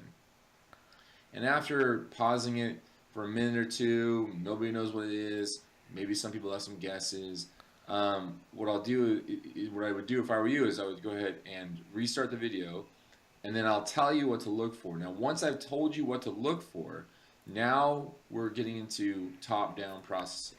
So you're going to try to make sense of what you see via bottom up, via the ingredients in the kitchen, and to tell yourself what to make. You might struggle with it, 99% of people don't see it. And so then from there, I'm going to give you a cognition. You're getting sleepy. You're getting sleep. No. You? No. I'm going to give you a thought. And once I plant that seed, now you'll tell your eyes and your sensory receptors what to look for via top-down processing, and you're going to now hopefully see the image. Okay? You ready to do this? Here we go. All right. So here is the image. So right now, your brain is looking at this image, and you're trying to make sense of what you're seeing. This is bottom-up processing. Okay? Now, I'm not going to tell you yet what it is. Okay, I'll tell you when to pause the video. But essentially, your brain is trying to make sense of it. So you're looking at this, you're trying to make sense of it. Maybe just look like a mishmatch of just ink blots or whatever it is. Okay, so now go ahead and pause the video. Okay, so now that you're back, you've already tried to figure out what this is. You're having trouble trying to figure out what it is. Okay, now what we're going to do is called top-down processing. I'm going to give you guys a cognition, I'm going to give you a thought, and now you're going to actually try to find out what exactly it is that you're looking at. Alright, so I want you guys to look for a cow. Alright, so some of you might have already seen a cow. Some of you are still struggling to see a cow. Some of you already knew what this was. You've already fast-forwarded at this point. But like I said, 99% of people who have seen this image for the first time have no idea what they're looking at. This is based on years of teaching it. Okay, here's a cow, guys. So what you have is a white cow with black ears. So this is one of its ears. This is another one of its ears. This is an eye right here. This is an eye. The cow is facing us, looking directly at the camera. This is its long snout. This is its nose. You're This is its correct. mouth. And this right Oh, here that yeah. some people thought was a skeleton is actually a Would you ever fence. be scared if I And this became is a like cow's a body right really here. good So once hacker? again, ears, No, because I head would be trust you. here, top of the head, top of the skull. Mhm. And anyways, like, Another if ear, you really want, eye, I'd give you the password to everything. muzzle. You already have the Yeah, password you to did, everything. yeah, Yeah, but I nose just and choose mouth. not to remember. So I mean, I have love in I the hope you eye. thought that was kind of cool. You can actually try that with your You know me. friends at a party or something like that because people usually don't see it. And then you plant the seed, and it's kind of like a magic trick. It's like boom. Now they've got top-down processing. And so see, this stuff, even though it sounds shit. boring, can actually be pretty darn cool. All right, let's keep. You should hack your ex-boyfriend and ruin his life. Capo. I want to, but I'm not skilled enough. Not yet. Mm-mm. See, I'm not afraid. He should be.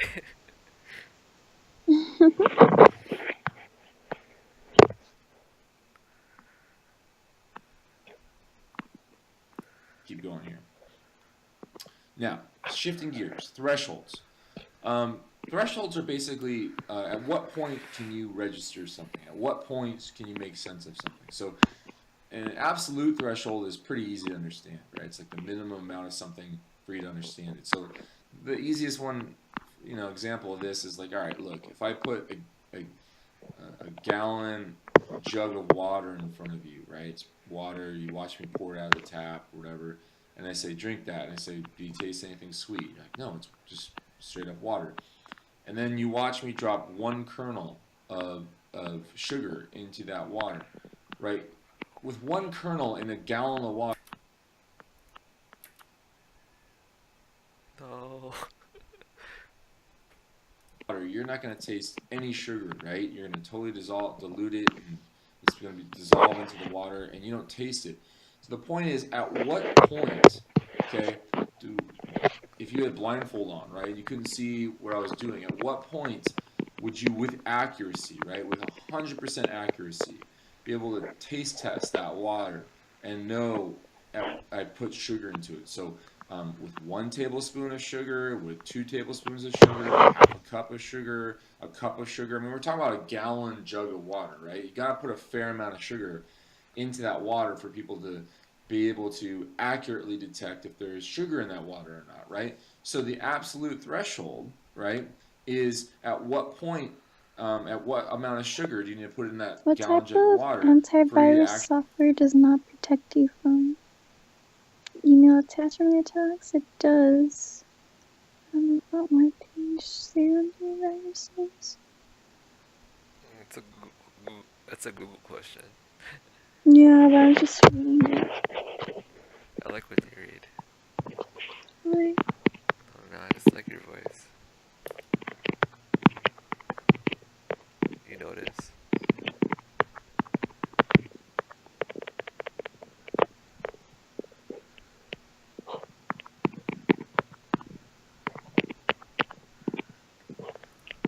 should be able to taste it. So you could do this for all the senses, right? You could do it for vision, right? It's like at what point is a room light enough, right, when you're turning the lights up, for you to actually see? Like if you go from a dark room, right, pitch black, you can't see anything, to a room that's brightly lit, right? Somewhere on that spectrum, there's enough light for you to be able to see images, right? So your hand in front of your face, colors. So you're able to see your hand in front of your face and people's images and backgrounds and outlines and stuff way before you're gonna be able to see the color of their shirt they're wearing, stuff like that, right? That takes a much longer period of time, much more light for you to be able to do that. So like if you've ever left a movie theater, right, where your eyes adapted, or I should say, have you ever gotten into a movie theater, okay, where your eyes are not adapted and it's very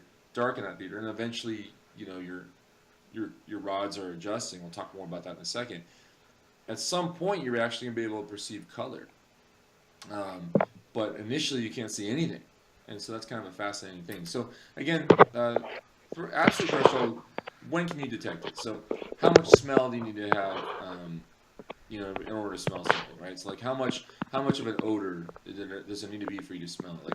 Like, like my wife and I will be sitting in our living room, and this happened last year, and she smelled like gas, like not like flatulence. Like she actually smelled like natural gas.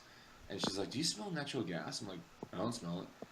Now she is 9 months younger than me, so that's 9 less months of age in all of her cells throughout her body. She's also a female, and females generally do a much better job of detecting odors than do males. And so it took a while for me to register the smell of natural gas because she had been smelling it for about 5-10 minutes, and then all of a sudden I'm like, "Oh yeah, I smell natural gas." And she's like, "Hello, I've been smelling that for the last like 10 minutes. Are we okay?" And I went outside, and boom, a wall of natural gas just hit my face. There was a gas leak in our neighborhood, and I called PG&E. They said, "We got somebody on it. You know, get out of the house. Don't obviously use any combustible engine and stuff like that." So we actually took my daughter and God, I walked hope down the I get a street majority of away these from right.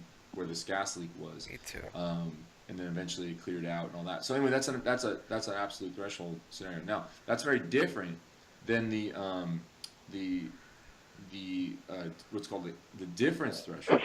The difference threshold is when you're trying to detect a difference between a stimulus or a difference or a change in the amount of something.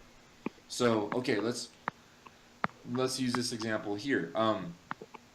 So have you ever been, No. at night it's late, your parents are asleep, or your roommate's asleep, I hate whatever it this is, game.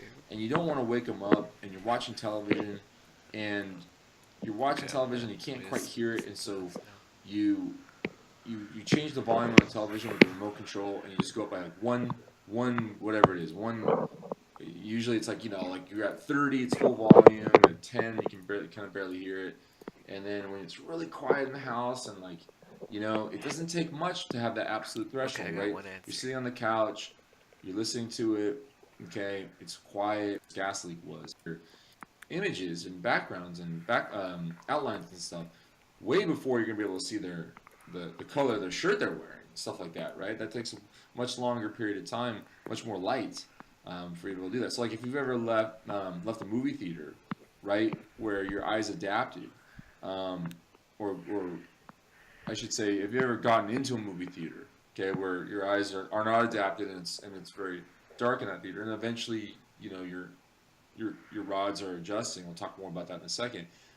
At some point, you're actually gonna be able to perceive color, but initially you can't see anything, and so that's kind of a fascinating thing. So again, for absolute threshold, when can you detect it? So how much smell do you need to have, in order to smell something, right? So like how much of an odor does it need to be for you to smell it? Like my wife and I will be sitting in our living room, and this happened last year, and she smelled like gas, like not like flatulence, like she actually smelled like natural gas.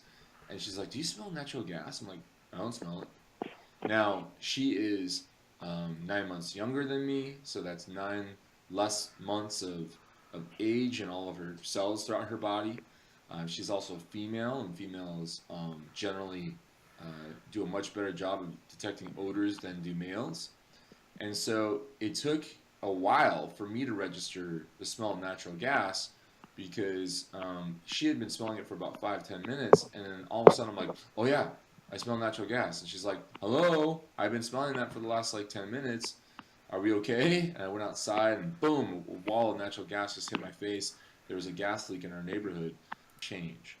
And you say, she loses 5 pounds, or let's make it easy. She loses 10 pounds. She goes from 100 pounds to 90 pounds. You might see that friend and be like, "Whoa, like you really lost a lot of weight." It fluctuates by about 10 to 20 pounds based on how much I'm running and this, that. And people don't tend to see the difference because again, just like the TV example, as things are larger, like people, my weight fluctuates by about 10 to 20 pounds based on how much I'm running and this, that. And people don't tend to see much of a difference. They're like, "Oh, okay. Like, where do you hide it when I get bigger and this and that?" They don't really notice it when I'm all that leaner because I'm a bigger guy. I'm like between 190 and 210 pounds. And so if I lose 20 pounds, that's like somebody losing 10 pounds when they're 100 pounds. So if I went from 210 to 190 and you hadn't seen me in a while, you might be like, oh wow, you look thin. But if I went from 210 to 200, you wouldn't even be able to tell a difference. So different thresholds change based on whatever volume is we're talking about. So hopefully that makes sense now. All right, so let's keep going here. All right, so other perceptual phenomena. Sensory adaptation is an interesting one. Wetsuit material. Water, and they feel invigorated swimming out there with the seals and all kinds of crazy stuff. But anyway, the point is that they, you know, just like when you get in the pool, at first you're like, whoa, it's so cold, and eventually your body adapts, your senses adapt. These guys, they do that every single day of their lives. They know in San Francisco where these guys come out and they swim year-round without wetsuits. They can wear neoprene 3 more caps. questions out of 6. Huh? 3 more questions out of 6. Yay. Really strong lady smelling perfume, and man, she put so much on. It was like I couldn't even work out next to her. I was like, I had to walk away. I mean, it was so. I didn't like the smell of it to begin with, let alone the health. All right, so visual, her vision, but with vision, there's some interesting stuff. There's rods and cones, which you might remember from you know, biology class or whatever. One thing for psychology that's kind of cool is that rods, while they're responsible for light and not color, and they're good with that in that dark theater situation, they're the thing that eventually adjusts. This is interesting. Boys develop their rods earlier than girls do, and girls develop their cones, which are responsible for color, earlier than boys do. So what that means is that the same baby, okay, is going to Oh respond. my god, please let me get a differently good to different score. stimuli. Oh, you finished? Yeah. God. Come on, good score. Come on, touch me, baby. Can't you see? Stop, this isn't the time to have fun. So little boys tend to like really. I'm trying to find an example of like a little boy might really like an image of something like this, where it's black and white. Oh, I It's got very, 70%. you know, there's just a very powerful. You only sort got of 9 thing wrong, going that's on pretty here, good. right? There's not a pretty lot good. of intricacy, not a lot of color. Whereas to a little girl, Thank this God. might appear boring, or maybe even Good job. a little bit too overwhelming. Whereas something, I don't even have that many bright, vibrant colors in this room.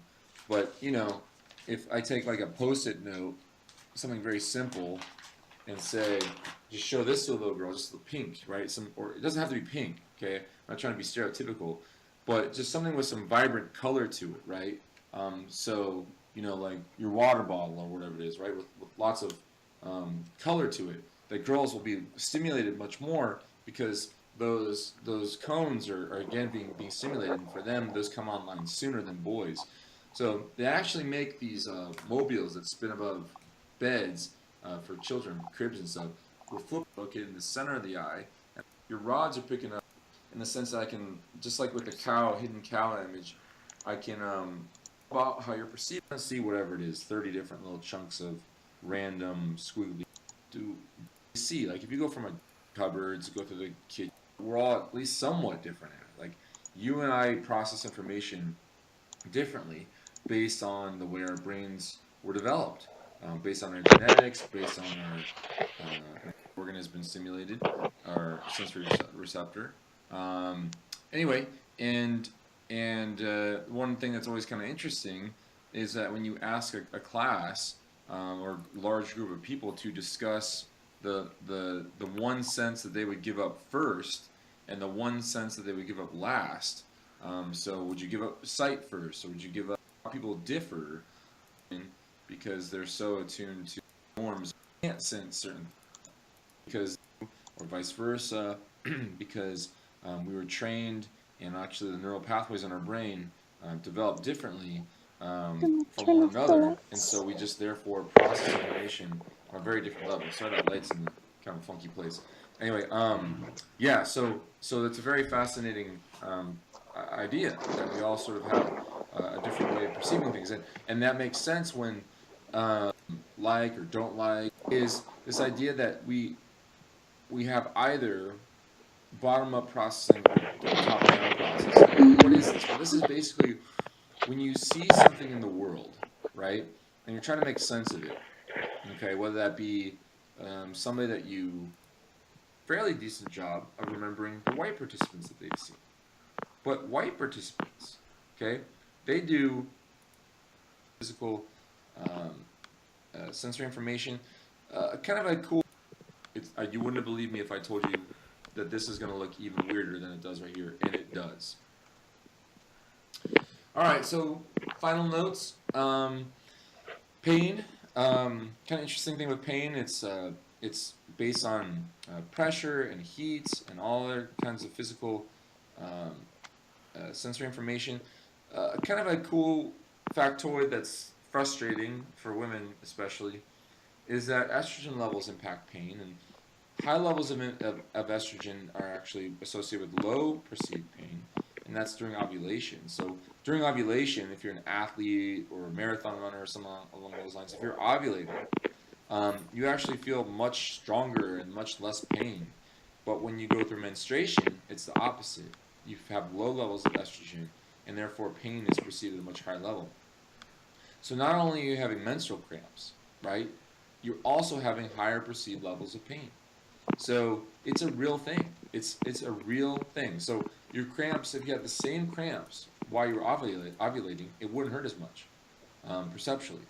So it's this cruel thing that Mother Nature has done, is giving you, again, if you're a female, menstrual cramps and higher levels of perceived pain at the same time. So I didn't design it that way. It's just the way it is. Wow, this Trump cares are tough. really bad. Is But it? Yeah. So if you get raped, they're gonna charge you up the ass. What the fuck? something that's going to come in super Says right handy here, in and life yes, is no one being raped understanding because that you may have pain, emotional problems is is considered a distributed in manufacturing, pre-existing condition or in sent Trump at care, least, communicated along with on being the spinal pregnant, cord. And the having way, had a if you're previous trying to get, C-section, asthma, you allergies, Google high that, blood pressure, and actually I'll probably just show autism, it. I don't know if the diabetes, sound will pick cystic it up. Let's try. fibrosis, cancer, alcoholism, and drug addiction, and more. At all, put a bunch of More. cars on that freeway. Mhm. We then therefore minimize. I had tissues, I was throwing them around in the air. There's no them and kind of engaging them, give them a smile, then they cheer you on. That gets you to the next like 10 yards of your run or 20 yards of your run. Sort of lineage. Story saying, I'm like, well,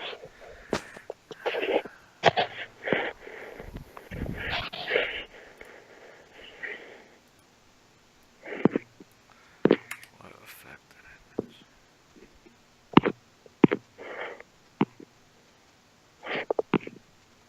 this is an interesting one. I in it. There's no preservatives.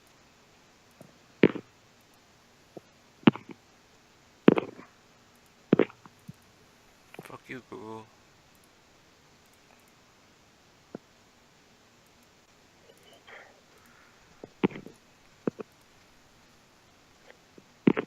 We have 2 more questions. You just gonna have to do one of them, okay? Mhm. Okay. Maybe you could do it before work. That looks nasty because now I understand that this is current. But that always sounds weird when I say. If Google keeps freezing, fuck you. Stop.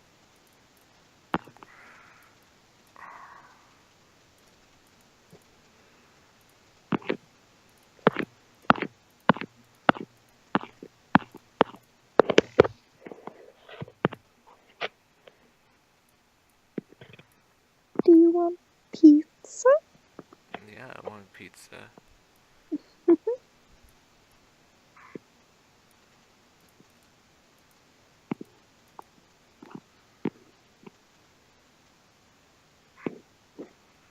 Let's order some. I want pancakes. Pancakes. I can make If you I some. go to your house? Yeah. Ooh.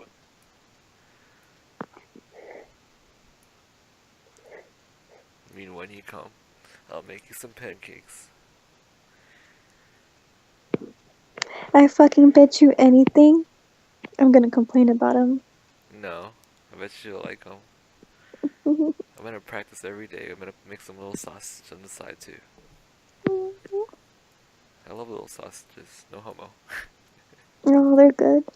Especially with pancakes with the syrup on the side. Sometimes I kind of like to suck on it because it tastes, like the juices are pretty good.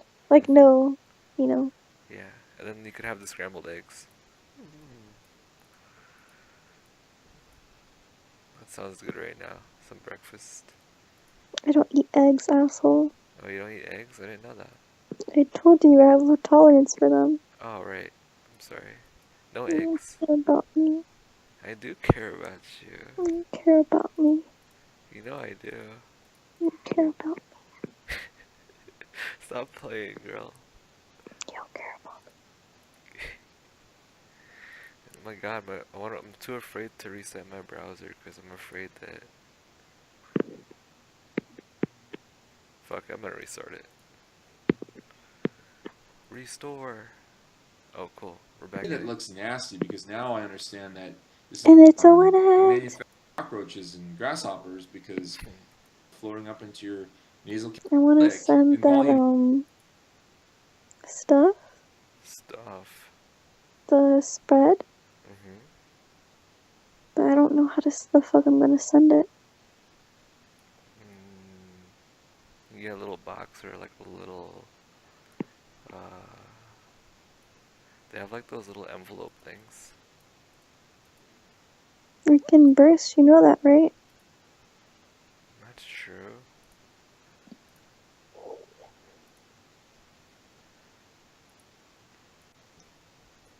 It looks nasty because now I understand that I this don't is know how carnauba much wax, overnight same kind of wax shipping you would put on the cost. car. Don't get overnight. Organic food is more dull. Like this I was showing Let's make, processing get the is cheapest when one. information from the environment and all that kind So of how long would it take? Because the thing is, it has to be cold, or else it's gonna like get all huge and it's gonna want to explode and not be good anymore. Is that how spread is? I've never had spread before. Yeah, you did on the burger. Oh, it has that on the burger? I never knew that. Well, how do you think it's so damn delicious? Because I'm sharing it with you. It looks nasty because now I understand that this I'm is so carnauba sweet. wax. It's the same kind of wax you put on You're the sweet. car. Until you eat Organic peanuts. food is more dull. I still can't believe you ate a Like this peanut. Kung Pao chicken. is the I image. told everyone about that. So right now And you can it's see like, kind if of you go sad from because a they all dark call you room, down. I'm just like, you right, did it pitch now. black, They you don't can't see eat that anything. over there. Yeah, we don't have Kung to a Pao room chicken that's in brightly Chinese lit, spots here. right? So usually it's 1 to 2. Well, Is that people I'm don't glad I experienced that with you. Because now I'll never forget. tend to see much of a old so loud through her left hemisphere color to it. That girls will be stimulated much more because those cones are I hold up something I can play a trick on your brain by saying, okay, what do you see here? Do you see I say like men to or shake chess my pieces? booty. Do you see a sax player or a woman? And you can probably shift in I like your between the booty. two. But what I'm trying to show you here is that if you just shift your gaze I'm gonna do squats from the today, but I got lazy. We could do them together. I already know your butt's gonna get better than mine, and I'm gonna be really pissed off. It's okay, I'll still love you the same. You have a Based nice on body. Me? Yeah. Well, thanks. I honestly thought you were chunkier, but then when I saw you, were a lot thinner than what I perceived you to be. Like Anan, or whatever you call him. Oh, Anna, I always knew he was chunky. I thought I was But when I fatter, saw him, he was actually. pretty chunky. No, you weren't. You know my BMI scale says I'm slightly overweight. Cap. That shit is wrong, man. Cause I'm 185 now, I'm 5'8". Let's see. Let's see what it says.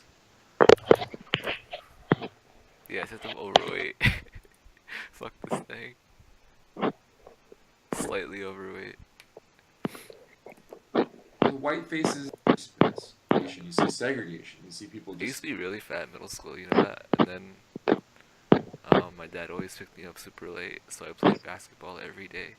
And I lost like, what, 20 pounds? economies of rationale. So, But again, we are Heck yeah. the Thatcher illusion. This Fat seem Kevin all was that happier, strange. though. It's kind of like physical More food. sensory information. Kind of a cool factoid that's frustrating. Creating. I can't find these two answers. what are the questions? Hold on, I froze again. Why are you freezing, dude? I'm gonna just get my laptop.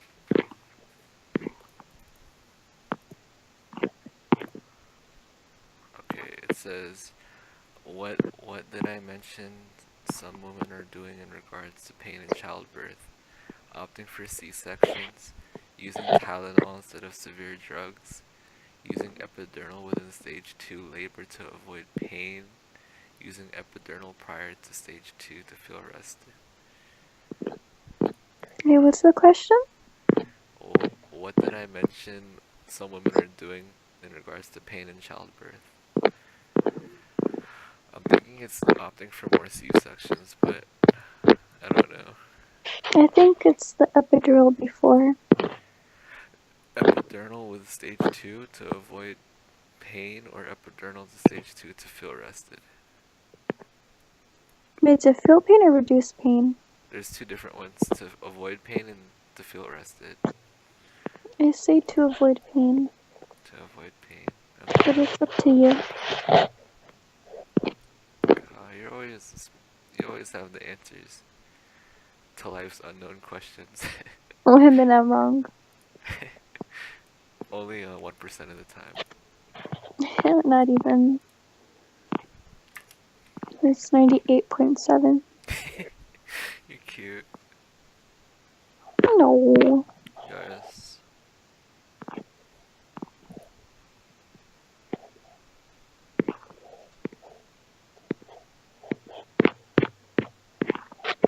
One more question. I think it's freezing because I have so many tabs open. That would make sense.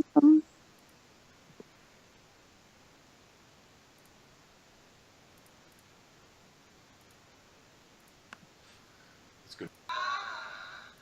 You can't actually see what I'm doing right now, but you'll see it in the video here for a second. I think I want to find it.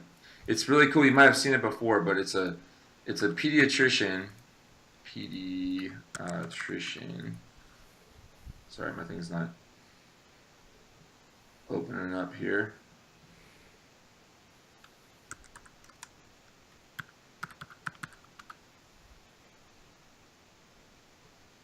Here it is. It's the first one. Google this one. Baby laughing. Daddy's got your arms. Whoa, we don't like this. Was it a one, a two, a ready? Good, yeah. All right. Is it a one, a two, a ready? Good, yeah. Okay. Bend it, just a bend it. We need tissues. All right, let's get your baby. Isn't that the best? I love that. So when my daughter went through her vaccinations, that's exactly what I did. So as soon as she got her shots, I was jumping around like just an absolute fool. I had tissues. I was throwing them around in the air. And the first couple times that we went, we didn't do anything like that. With words and experiences. And evolutionary theory, as we discussed in chapter 1, states that women basically need to be responsible for themselves and for their offspring and detect things like spoiled food, and they can't go down. If they go down, then their baby goes down as well, so they can't be as haphazard with their food selection. And their sense of smell fades over time, like I said with the lady with the perfume, and with myself versus my wife. Last slide is that we also have other senses, two of which that I'll mention in this class. One is kinesthetic and the other is vestibular. And the kinesthetic sense is essentially your ability to understand your posture and your movement in space. That's why the field sobriety test is so hard. when you either have to walk on a line or do this kind of thing with your eyes closed. They're checking for intoxication because one of your number one things that'll fade with intoxication is your kinesthetic sense. The best dance here that some people thought was a skeleton, and you really want to watch what's going on in the game, and you want to hear the announcer, and you say, "Turn up the volume, man. I can't hear what's going on." And your friend takes that same remote and goes up one Are you keeping up with click Samurai Jack? in volume. You're like, "What are you doing?" No. No, you should be. Have you watched it? I'm watching it. It can't. That didn't make any difference at all. The difference threshold was not significant enough. So as the volume gets larger and as the sound in the room gets more intense, you need to have a much larger amount of change for that person in the room to be like, "Oh, okay, that's good. That's good. I notice a difference now." So at the Super Bowl party, you got to go up by like 10 clicks or 15 clicks for somebody to really register and be like, "Oh, that's significantly better. Thank you for making that change." So the same is true for like say for example, you have a friend, a female, and she weighs 100 pounds. And if she loses 5 pounds, or let's make it easy, she loses 10 pounds. She goes from 100 pounds to 90 pounds.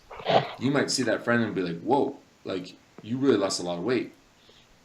You might be concerned for her health or whatever it is because she lost 10 pounds. And you're like, "That's significant. That was 10% of her body weight." So you ask that question, are you okay? Or is everything all right? Or wow, you lost weight or whatever it is, right? Obviously, you have to be careful when you start talking to people about their weight, but you know what I'm trying to say. Versus somebody who's 300 pounds. If you see somebody who's 300 pounds and they lose 10 pounds, they might be very excited. "I lost 10 pounds. I'm on this new diet. I'm exercising. I'm walking now. I'm tracking my paces or strides or whatever it is." And they're fired up about losing 10 pounds, but you're like, "I don't see it. I don't see any difference." Because again, just like the TV example, as things are larger, like people. So let's keep going here. All right. So other perceptual phenomena, always freezing cold every time I get in that water. Likewise for the left side. So that's why that left hemisphere damage altered her vision. But with vision, there's some interesting stuff. There's rods and cones, which you might remember from the figure to the ground. You'll get a different image. Squares, so right? cute. You see 4 groupings, and that's interesting, I guess, in its own right. So it's a school of thought. It's an old school of thought. It's about 100 years old now, but it's still true. So here are some examples of, and I'm gonna give you one that's really important.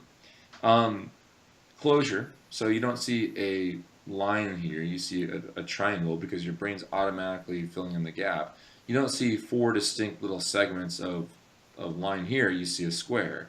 And you don't see whatever it is, 30 different little chunks of random squiggles. Don't even think about it. What happens is look at this image. You don't see 16 separate squares, right? You see 4 groups. When you are a part of a group, right, and you're close to one another, you are going to be perceived by the world as part of that group. It's called proximity. And you've done this before. You've seen a group of people and you put a label on that group of people, right? So they might be the cool kids, they might be thugs, they might be old people, they might be whatever it is. The problem with proximity is that our brain is trying to automatically make sense of information very quickly, is that we don't see the individuals within that group. So, for example, let's say you were driving your car and somebody is aggressive and cuts you off, and they start like hitting their brakes, or they start messing with you. They really want to aggravate you, right? You get into altercation with them. The beef that you have, the issue that you have, is with the driver, right? The driver's the one making all those, when in reality, it was just one person. And I'm like, you don't know me, you don't know anything about me, you don't know what I'm doing with my life, you don't know where I'm going, like you don't even know what I'm trying to do right now. I'm just going to hang out with my friends. I'm not doing anything illegal or whatever it is. But again, it's because of the perception of the group and because of proximity that can, put you in harm's way, I guess, or just, I don't know, just, it sets off a chain of events that you don't need to necessarily be a part of or whatever it is. And I'm just telling you right now, it's based on proximity. So hopefully you can learn from that lesson and just know the next time you're in that situation that if you remove yourself from that, that's kind of the quickest way to resolve the situation, because now all of a sudden you're not part of that group anymore because of proximity. All right. All right. So context matters in this shape. Perception sort of want to be able to react, especially in men with that. The baby's going to spend more time looking at their own race.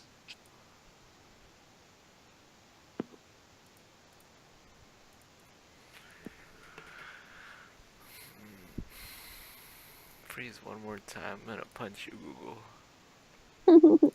Only have one more question. And he's got your arms.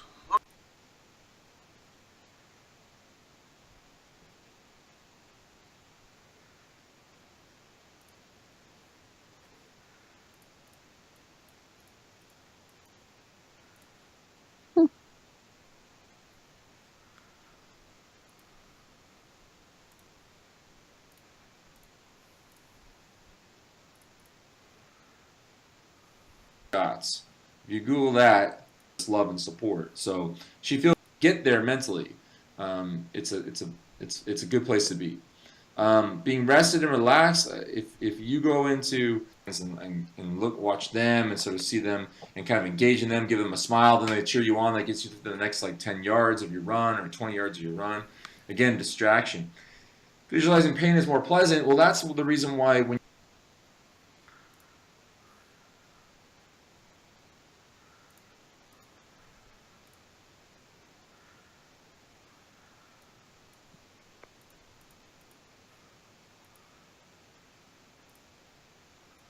shots.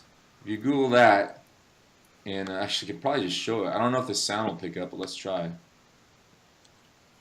Sore the next day from the gym, right? When you wake up and your chest is sore and your back's sore and everything, you kind of go, yeah, you know, I got my workout on. You're perceiving pain as pleasant. You're like, this is a good thing. Like it's kind of like again, marathon running or running, just running at all. You're like, all right, this sucks. This is hard, but it's making me more fit, it's making me tougher, it's making me look better, whatever it is. Your vision on that pain is more pleasant. And so if you can get there mentally, it's a good place to be. Being rested and relaxed. If you go into you know, some sort of childbirth, for example, like if a woman goes into childbirth after having like 24, 48 hours of contractions, and she couldn't sleep and she's exhausted, and it's a super long labor. That labor is going to be that much more painful than somebody who was able to sort of stay relaxed. So I know some friends who they have an epidural that blocks all the pain, and they want to have a natural birth. They have the epidural before labor begins. So they want to go into labor with the epidural wearing off so they can feel and perceive all this amazing energy that is childbirth. The pain and everything associated with it. They love that. That's something that is part of the human process that for tens of thousands of years has been part of our lineage. And yet just in the last like 50 years, really this epidural thing has been such a big kick for women. But they'll have the epidural prior to labor so that they'll feel rested and relaxed going into labor. That way the pain is perceived much lower versus being in labor for 24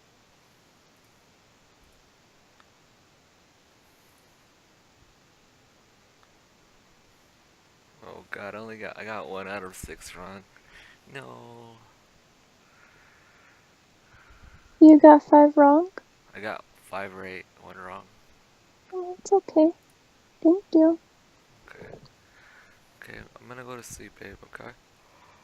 Okay, good night. Thank I you. love you. Love you too. Okay, bye. Bye. Oh. Sorry.